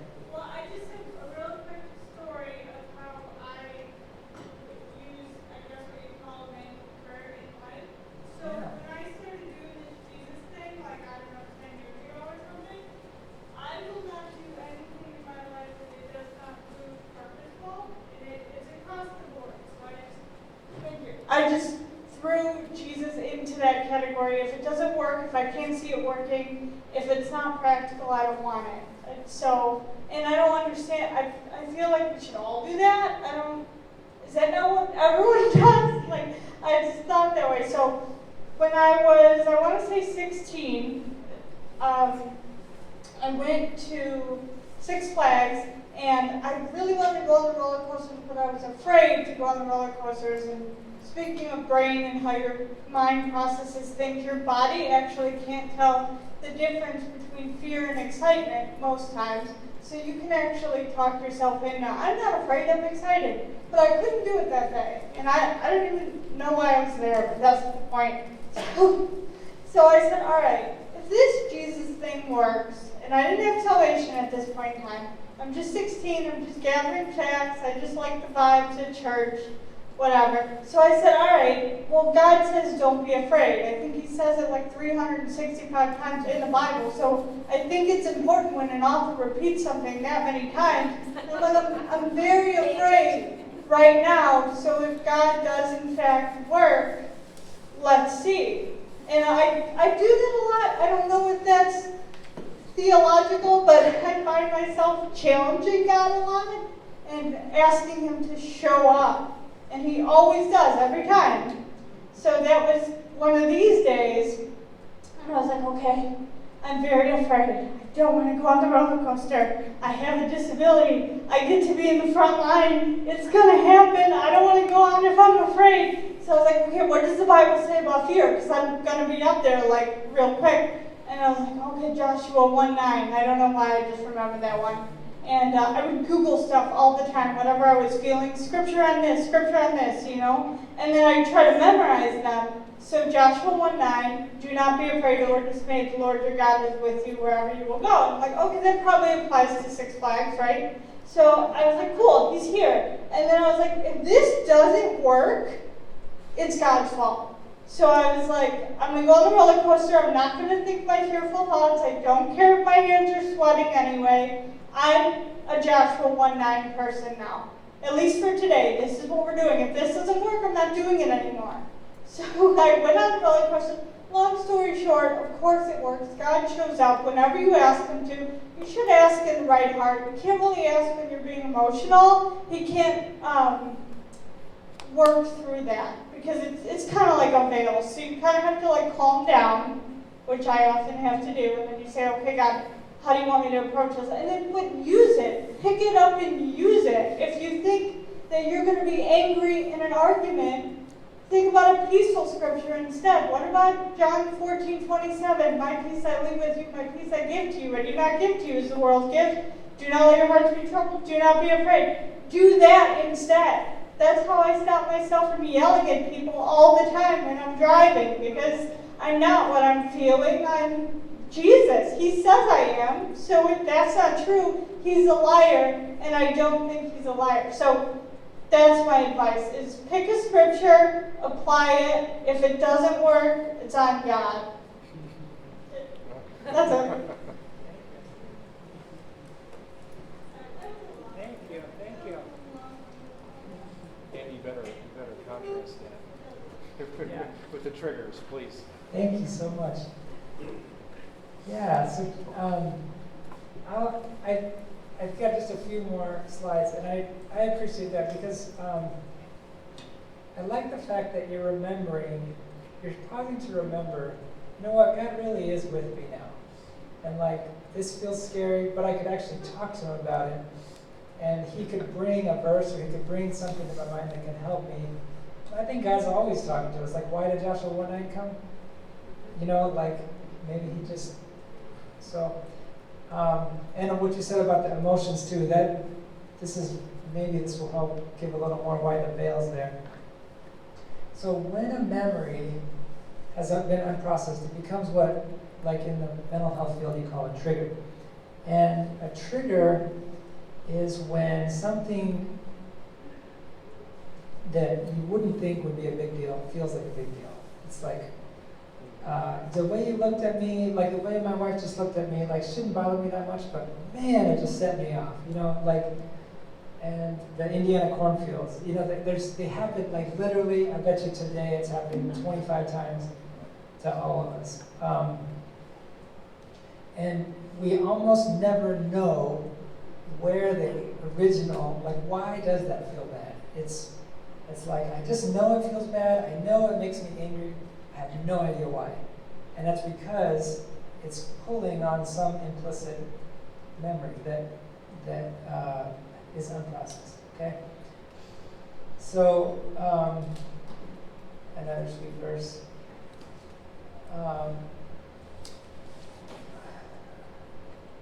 So how do we resolve these? That's where I'm going to go ahead and jump to these ones about Emmanuel Prayer. Okay.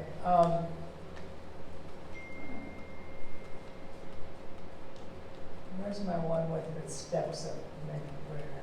Let's see. I think I had it at the beginning.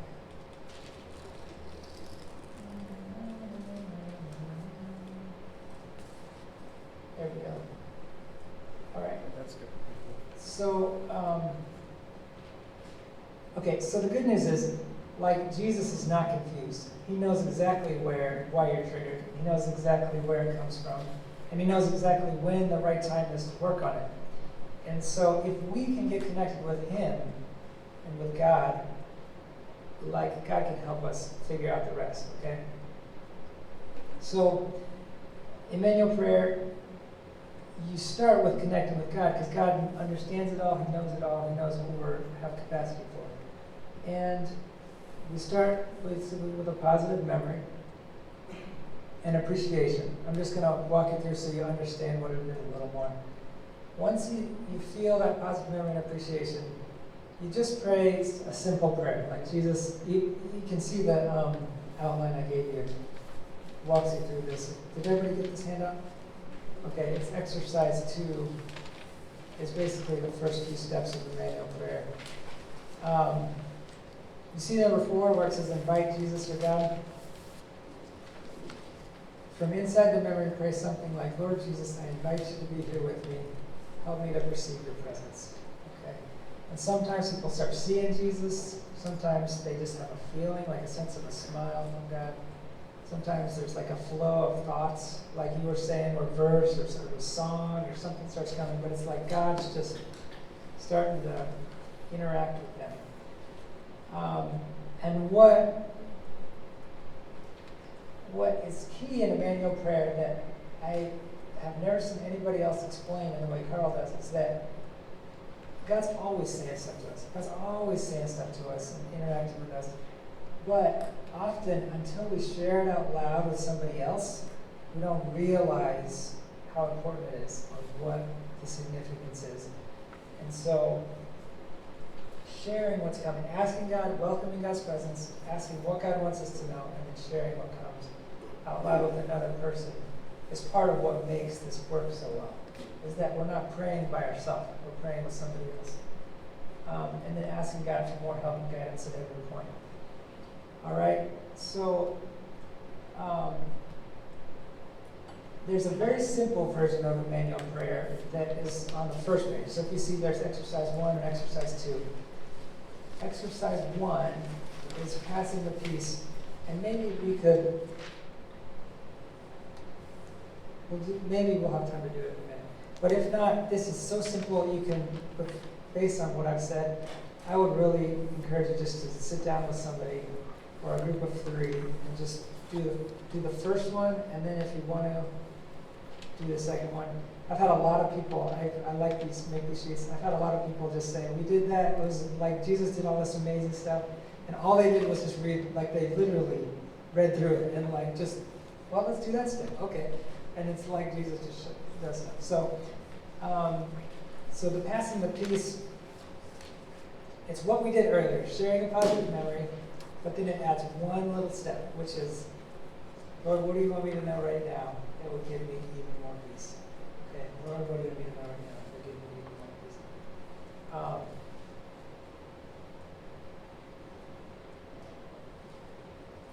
I'm going to tell you guys, before we do that, I'm going to tell you guys real briefly, I just want you to see Carl's face, because he's just been such a blessing. So here's Carl Lehman. He kind of developed this Emmanuel approach, and he's a Christian psychiatrist. In the 90s, he was doing counseling, CBT, he was using all the top tools in the field, but like people, limited effect on people's healing. Then he got into theophostic, and that was like a way step better. Like he was seeing some big breakthroughs. But then he and Dr. Wilder started to realize, wait a minute, why, instead of jumping right into the pain, what if we start with a positive memory? And that really turned the lights on for because what's happening is you're getting those 4 levels running smoothly, and then whatever you deal with, your brain can do it so much better, and with a sense of God with you. So one day he was working with a client, and they were in this memory, and when he first developed it, he thought, this is great, I have a tool now to heal people's pain even faster than anything else I've discovered. It's like, he's a real scientist kind of mind. And so he was praying with this person, and they were in a positive memory, and they were connected to Jesus, and they were just hanging out. And it's like the person's just interacting, laughing with Jesus, and he's like, okay, well, what if we ask Jesus now what pain, what does he want to heal? What painful memory does he want to heal? And the person's like, well, it seems like he doesn't really want to work on a painful memory today. So Carl's like, okay, we'll just, so the person, Jesus just kind of keep connecting and joking, and they're just in the positive memory, hanging out. And then Carl's getting a little bit more impatient. He's like, well, let's ask him now, just, Jesus, what do you want to work on? And the person said, he still doesn't want to work on a painful memory. But he wants me to tell you this. He said, I think it happened 3 times. And the 3rd time, Jesus said, Carl, this is what Jesus wants you to know. He wants me to tell you the primary, most important reason for all this prayer stuff is removing the blockages between your heart and mine. And the core thing is that we're connected. Like, that's what Jesus really wants. He wants to be with me. And all the healing is great, but it's not the goal. The goal is not to go heal and remove every symptom and all that. The goal is, I want to be with you. It's like, it's acceptance. And I have found, I've done a lot of various approaches to, secular approaches for healing and Emmanuel Prayer. And I have found there is stuff that sometimes works faster than Emmanuel Prayer to relieve symptoms. But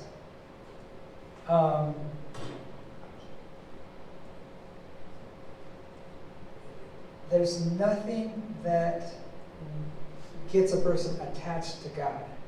There's nothing that gets a person attached to God in the way that I've seen happen when they regularly do these kind of experiential, interactive connections. And what I find is that some people,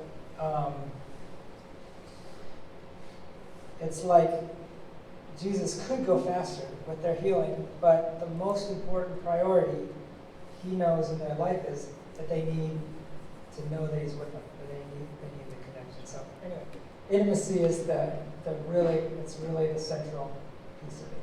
All right, I'm going to stop there, and we have, what do we have, 6 or 7 minutes left? We got time to do it. We got Yeah. time to work on it. All right. So we could either do Q&A, or we could end with that little exercise of positive memory and asking what God wants us to know. Q&A? Okay, that sounds good. Questions, comments? So I just have a comment, and it's been making me crazy since the beginning when you started praying. Oh, I think I talked loud enough. I don't even like. Shout, Dee, shout! So when you were talking and you were praying and you had said, I don't know why this came to me. I just, I feel like I need to pray for the native people. This area was a huge Indian settlement years ago. Really? Am I talking that loud? No, but I just wanted Okay, to it say, sounds I want weird. to make sure I get it. So, but when you were talking about not knowing why you felt the urge to pray for the native people. Yeah. So I've lived here for years, and this area, especially along the Des Plaines River, was a huge Indian, Native American area where the Indians were, and people still find arrowheads along, the riverbanks that are right on the other side of 355 from here. And when you said that, I was like, so that's probably why, unless you knew Well, that. I could feel something when I walked into the parking lot. I mean, Yeah. I don't understand how, but That it's Yeah. that's what it is. wow. That's It's amazing. crazy. Let's do it, Dee. Someone's got something, anybody? Thank you. Anybody else? Did you?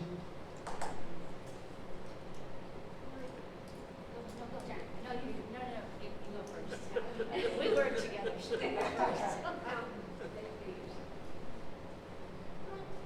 So, my question is,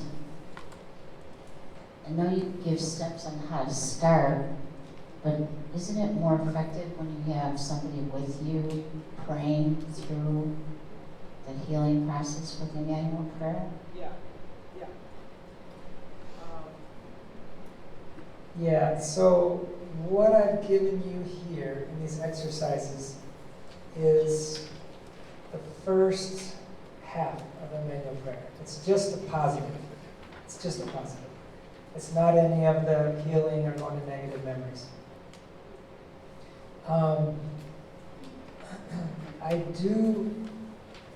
This is possible to do by yourself. Like you could maybe take this sheet and connect with Jesus, but it will work 10, 15, 20 times better if you do it with somebody or with a group. And I would just pick somebody to read through it and go out and just do it together. And it kind of walks it through. But you, yeah, it is best to do together. And if you want to do like healing work, there are like people that are more trained that you can find on one of these sheets. You see EmmanuelApproach.com is is the first website on there. There's a directory on there that has people all over the country that do Emmanuel Prayer. Also, Emmanuel Focus Training is my website with my buddy from Australia, Michael Schaefer. And we do a lot of groups and stuff where you can get more into the healing, but also just doing it regularly with people. So yeah, it's so much better to do it together.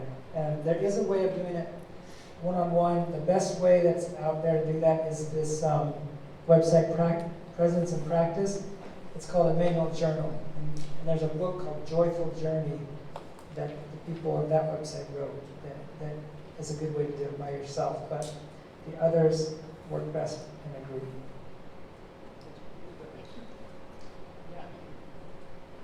I really don't have a question, but a story that I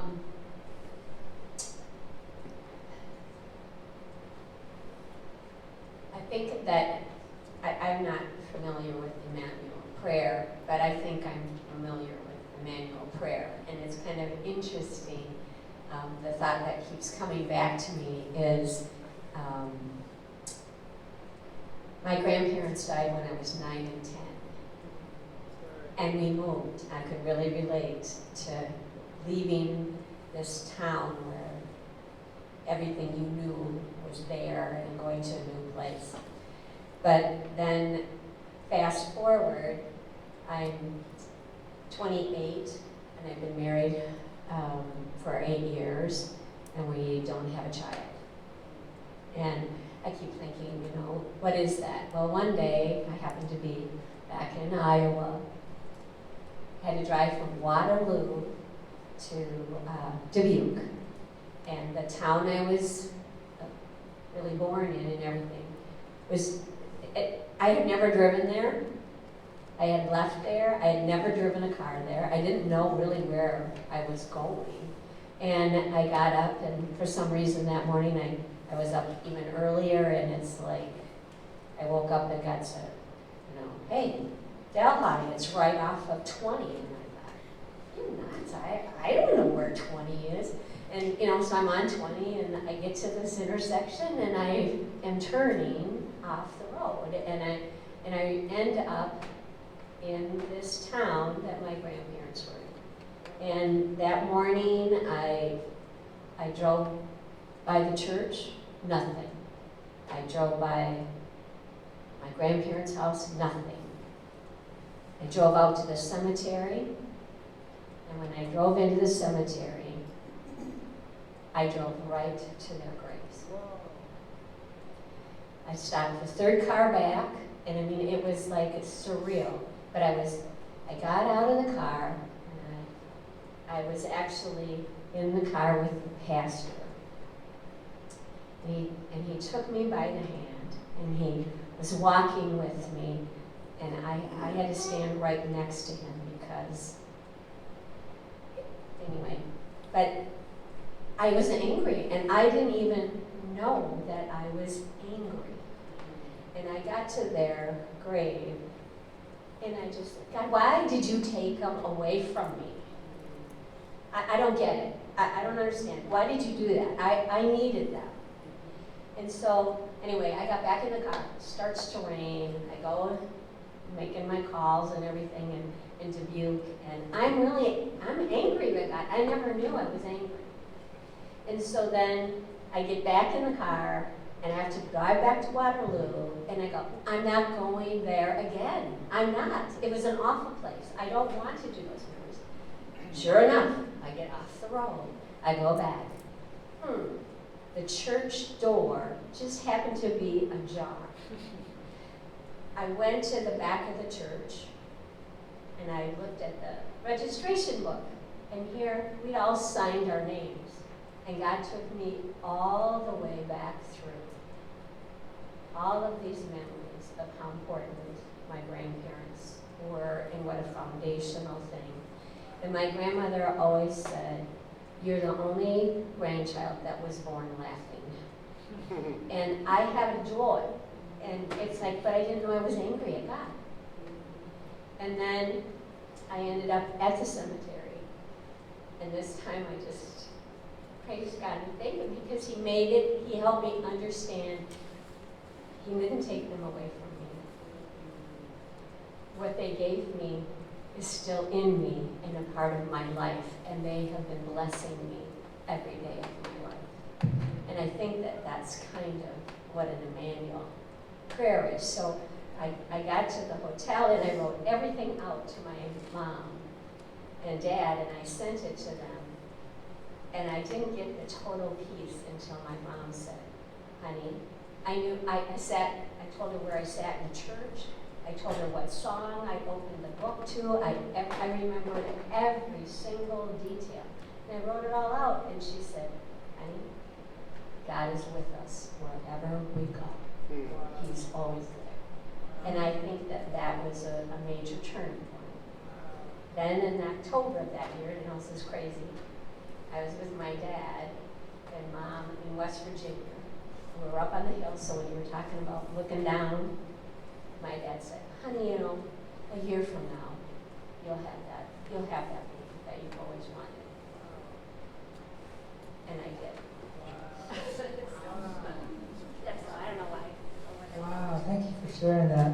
I just have this sense of, maybe you couldn't see Him, but almost like Jesus just walking beside you. I felt like He was driving my car. Yeah. It was just amazing. Wow. That kind of experience, people have it imaginally, but you got to literally, physically. And God's got us all on a journey. We're all on this journey, and God knows exactly what we all need, how to heal it, what to do. And a lot of this is just one way. This isn't the only way.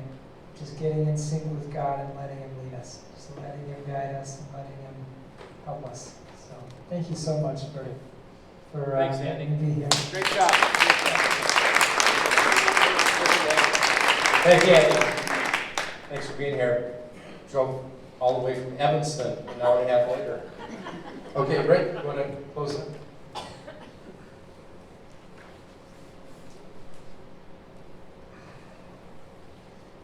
What Andy presented tonight was remarkable. I hope you understand this thing, this word, this man, this person, this God called Emmanuel. And I said a number of weeks ago, His name is Jesus Emmanuel. If you know that, it comes from Isaiah and Matthew, and it says, you shall call His name Emmanuel. Well, we seldom hear that in our churches. We seldom hear Emmanuel. But we hear Christ all the time. And I said Christ is not His name. It is His what? title. It's His title. It's His title. And His title means He is the Messiah. He is the Messiah. So with Andy coming here and emphasizing what Brian has emphasized these past 3 weeks now, is this Emmanuel thing is no small issue within Christendom. But few Christians, and even among Christendom, understand this Emmanuel stuff. They don't get it. Which is why Brian and I said, we're going to bring this guy, and we're going to go find a guy like Andy to come in and talk about this, okay? So this Emmanuel thing is no small thing. Now, last week I asked you, do you believe the Emmanuel is here? Do you believe God is with us? And you all raise your hand, right? And then I asked the question, what did I ask? How many of you are waiting for Jesus to come back and save in the world? And your hands went, okay. And so now you're at a, as I mentioned last week, you're at a question of your faith. Are you waiting for Jesus to come back and end the world and rapture you out, or not rapture you out, or whatever? Because more than likely, the churches that you've attended have advocated that. And you are a person who has been thought that I gotta wait for Jesus to come back, which I think has caused a lot of problems in mental health. Because you have no God with you if you're waiting for Jesus to come back. That's not what we believe. You've said What do that, you believe? You've said that week after week, but the Holy Spirit is God just like Jesus was. I have God with me in the form of the Holy Spirit. That's not, you're not accurately, I'm not saying it's any intention. Yeah. It's not an accurate portrayal of what, I'm a futurist, it's not an accurate portrayal of what we believe, it just isn't. Possibly, but now you've been faced with this thing, you have to deal with it.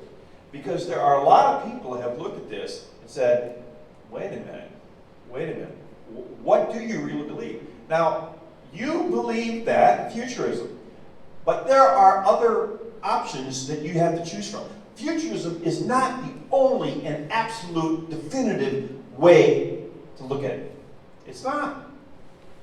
But you probably haven't been exposed to the other ones, and few people in the churches have, because the churches don't talk about eschatology. But and I have, because I've studied it for years, and this is the conclusion that I've come to. Maybe, but you could be wrong. You could be.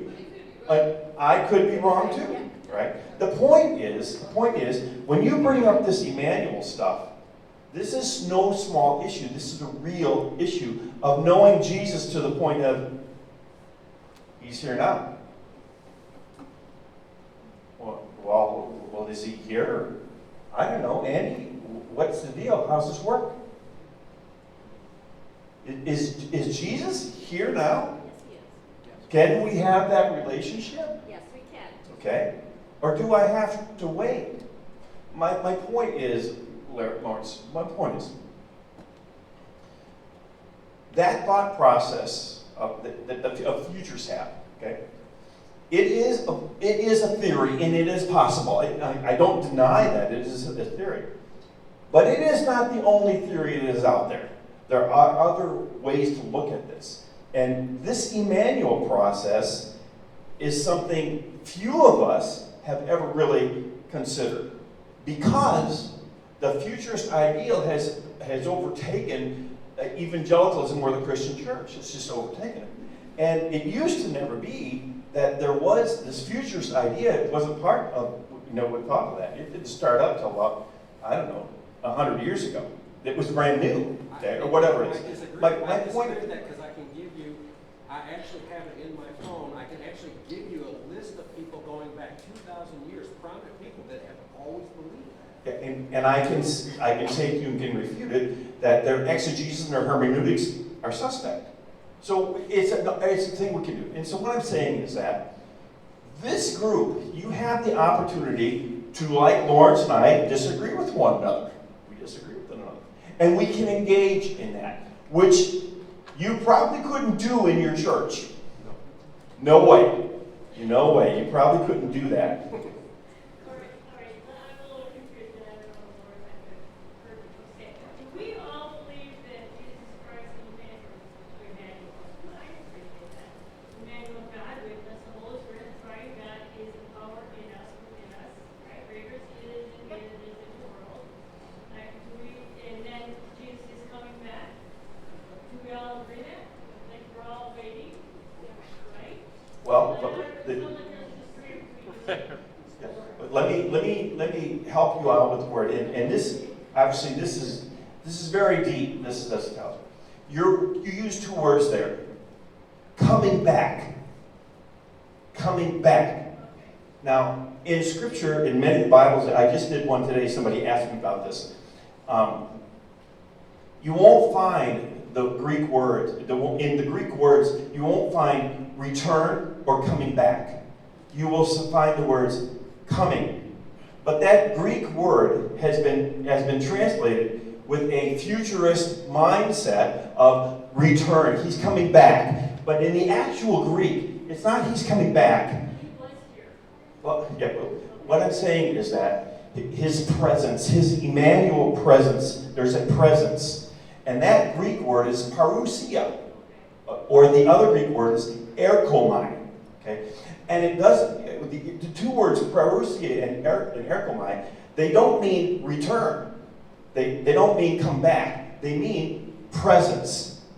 There, he's there. But in the English translations, many of them, you will see the mistranslations, they put the word return. And the New Living Translation is one of them. And New Living Translation is a Bible that many people use. Now, obviously, these types of discussion, this is called critical textual criticism. Kathy, help me out here. It's called textual criticism, where we criticize the text. And we look at different Bibles. And this is what theologians do, okay? And it's not easy stuff. All I'm saying is that be careful with what you have come to know, because sometimes we have to look at things a little bit differently. Okay? In Revelation 19, verse 14, whoa, okay. It says, "And the armies of heaven, clothed with fine linen, white and clean, followed him on white horses." So, is Jesus with us in a spiritual sense? Absolutely. But that does not, in my understanding and my studying, not just off that verse, but as an example, that does not eliminate the physical return of Jesus, because it says in John chapter 1, it says, "And the Word became flesh," sarx, "and dwelt among us." But then he's in his glorified body, but he's going to return for his bride. Okay, well, careful. The going to return, okay, be careful. Because when you say going to return, you eliminate the Emmanuel. Obviously, this is a topic that takes maybe a lot of time to discuss, and you have to do the objective part. Okay. It's one of my favorite things to discuss, so I don't care how much time it takes. So anyway, anybody else? Willard? To me, I believe that Emmanuel, I believe that what the Holy Spirit could possibly be that the return is for the unbelievers, that his physical presence will be seen by all those who do not believe. Because they don't have Christ in them. Yep. Andy? Got anything? You want? Let me ask you. Rick, there's a question over there. Anybody else? I just, I guess, I kind of agree with you. What's your name? Lawrence. You know, because Jesus is the physical attribute of God, a physical person. So, like, even, it draws me to this scripture verse. In Philippians 3, verse 20, it says, "But our citizenship is in heaven, and from it we wait a Savior, the Lord Jesus Christ." So, I completely believe that Emmanuel is with me, and that God's presence is with me all the time. But I do believe that Jesus will come back in as a physical attribute of God, like he did before, and we will see that. And I can't wait for that day. And I mean, there's so many scriptures that talk about awaiting, and I think maybe correct me if I'm wrong, but because I thought about this a lot this weekend, because I was trying to figure out where you were coming from. Yeah. The way that you said that. I think maybe, are you saying that we need to be not so minded on waiting for him to come, that we are not about our Father's business here? Yeah, I think that's a good point. That's what we want to make. I think you're right. Just like we are so focused on his return, We forget the Immanuel healing that Andy's talking about. We just forget it. But why is it? We're seasoned in Scripture and we understand. We're not just sitting waiting. Because if we truly believe in our salvation and we truly believe in God's promises, we know that our work is here, and we can't just spend our time looking in the sky, waiting for His return. We need to be about our promises. And I don't see it as an either or, like, oh, I'm focused on this, so I can't be also paying attention to this. And you know, when I sit and read and study different aspects of things that Jesus Himself said, you know, we are told repeatedly to be prepared.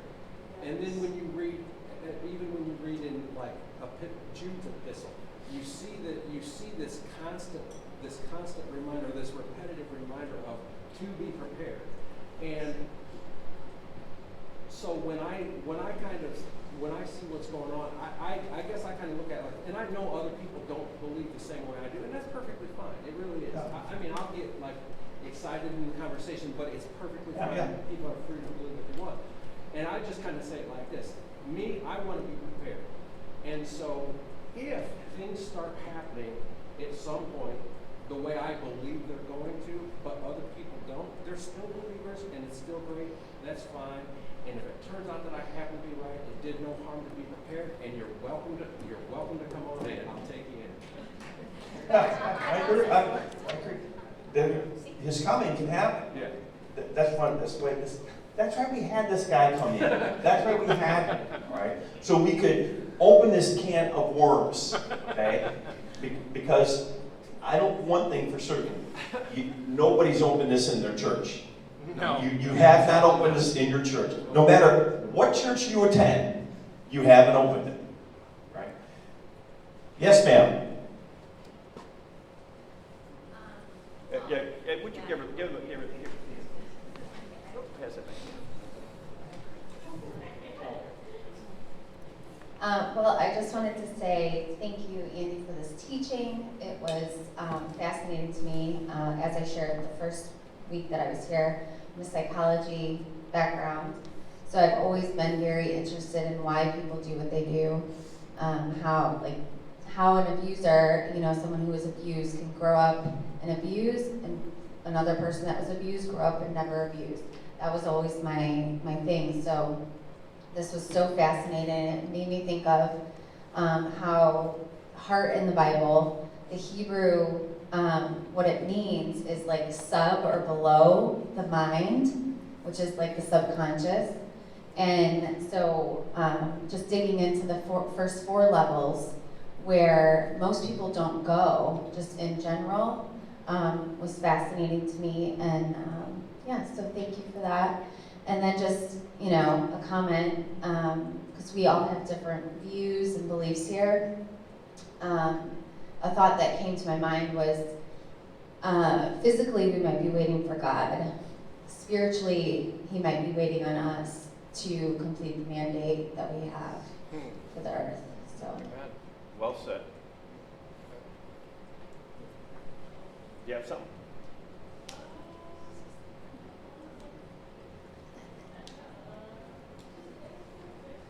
Yeah, I guess I think what I'm wondering right now is, I kind of agree with, I'll say Team Lawrence, but I'm just curious what are we on the same page? Like, are you, I wonder what you think, Rich. Like, are you saying that you agree that Emmanuel, God with us, is always with us?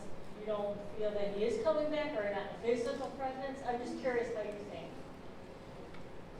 Can we have Lawrence explain what he believes in like 2 sentences, and then Red, you explain what you believe in 2 sentences? I don't even know what we're debating. I want everybody to know, Rick opened this can of worms. That's right. Rich first. Lawrence, take that light. Yeah. He's only worth the courage to. Well, this is a can of worms we have to close. because no, we have plenty of time, it really takes it takes time to exchange. And the words are post-millennial, premillennial, amillennial, and preteristic. Now, most of you probably haven't heard of the word preteristic, have you? Say, so you know. But these are different views of the end times. And incidentally, the scripture never says the end of time. It never says that. It says the time of the end, or the end of the age. It says the end of the age. So when you read the King James Version, it says the end of the world. No, it doesn't say the end of the world. That word world is an English word, and the really word in the Greek is the end of the age. Now, these are things you get into with textual criticism, and it takes time to study the English language in the various translations, and you have to study the necessarily aligned Greek text. You have to study the Greek text, and it'd probably be pretty good if you knew some Greek and how to interpret that. So these issues are not simple. They're not simple. It takes time. It takes time. And we will get to the point, and I would like to, I want to get to the point where we can have a study on eschatology. And maybe spend, 4 to 6 weeks, 8 weeks on it, where we tear it apart. And Lawrence will have his chance, and everybody gets their chance to bring it up. But we can't do that right now in 10 minutes. It's just too much of a complex. Anybody else? So, okay, so you can't answer, you can't in 2 sentences? Yeah, I can answer in 2 minutes. We disagree. And it's okay. I love the guy. I love him. I love this guy. Okay, but we disagree on the eschatological views of the end of the age, right? But can you just answer Mary's question in 2 sentences and then give it back to Lawrence? Here, Lauren, go ahead. No, I think you're right. We understand Lawrence's view based on what he said, and Yeah, based on the other people's comments. You, as the facilitator of this, instead of letting people walk out of here in confusion, take the 2 to 5 minutes. Okay, all right. Pull back all the big words. Can I add one thing? Talk to us as a baby and help people understand your point of view. Okay, I can do that. Yeah. So can I just say one thing? These 5 levels, what we learned is these first 4 levels are our relationship with Jesus today. Not when he's coming back, whatever the views are, but that's actually having a relationship with him now. Yeah, perfect. Level 5 is the left brain. That's when we're figuring it all out. But those first 4 levels are relational. Is that right? Is she okay with that? Take it. Yeah, take it. I want to pray for y'all. I got to run in, but this is really, really, really, really important. And I just want to pray that the Lord will, I really love that some of the people I've been doing sessions with get triggered about certain verses. It's like, especially people who grew up with a lot of fearful-based theology, or there's just judgment and stuff. They'll read a verse and assume all the things about Dad must be true about God, And what that person has found is that if they can actually just stop and get connected with Jesus in a positive place, they can just ask him about it. What does that verse mean? How do I... And he'll start in a real simple... Because what it is usually a 6-year-old in there who's just terrified, I'm going to burn in hell the rest of my life. It's not the adult brain, it's the... And so, all that's to say is, I'm just going to ask God to speak to you, and you might not even know he's speaking to you, but that he's part of he's in the conversation with you, and I think he wants us to have the conversations, and he wants us to be curious, and he wants us to just grow and pursue it and like explore it. But that he, you know, so Lord, I just ask for that.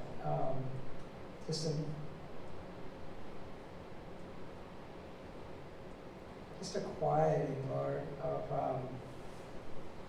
the Spirit to hear and receive how you're moving and how you're guiding. And just in this group, Lord, even as they spar and have fun, and that even in that, there's a quietness and a reception to you being part of the conversation, even the leader of the conversation. And that the things they choose to talk about would be the things that are on your heart, Lord, for them to talk about.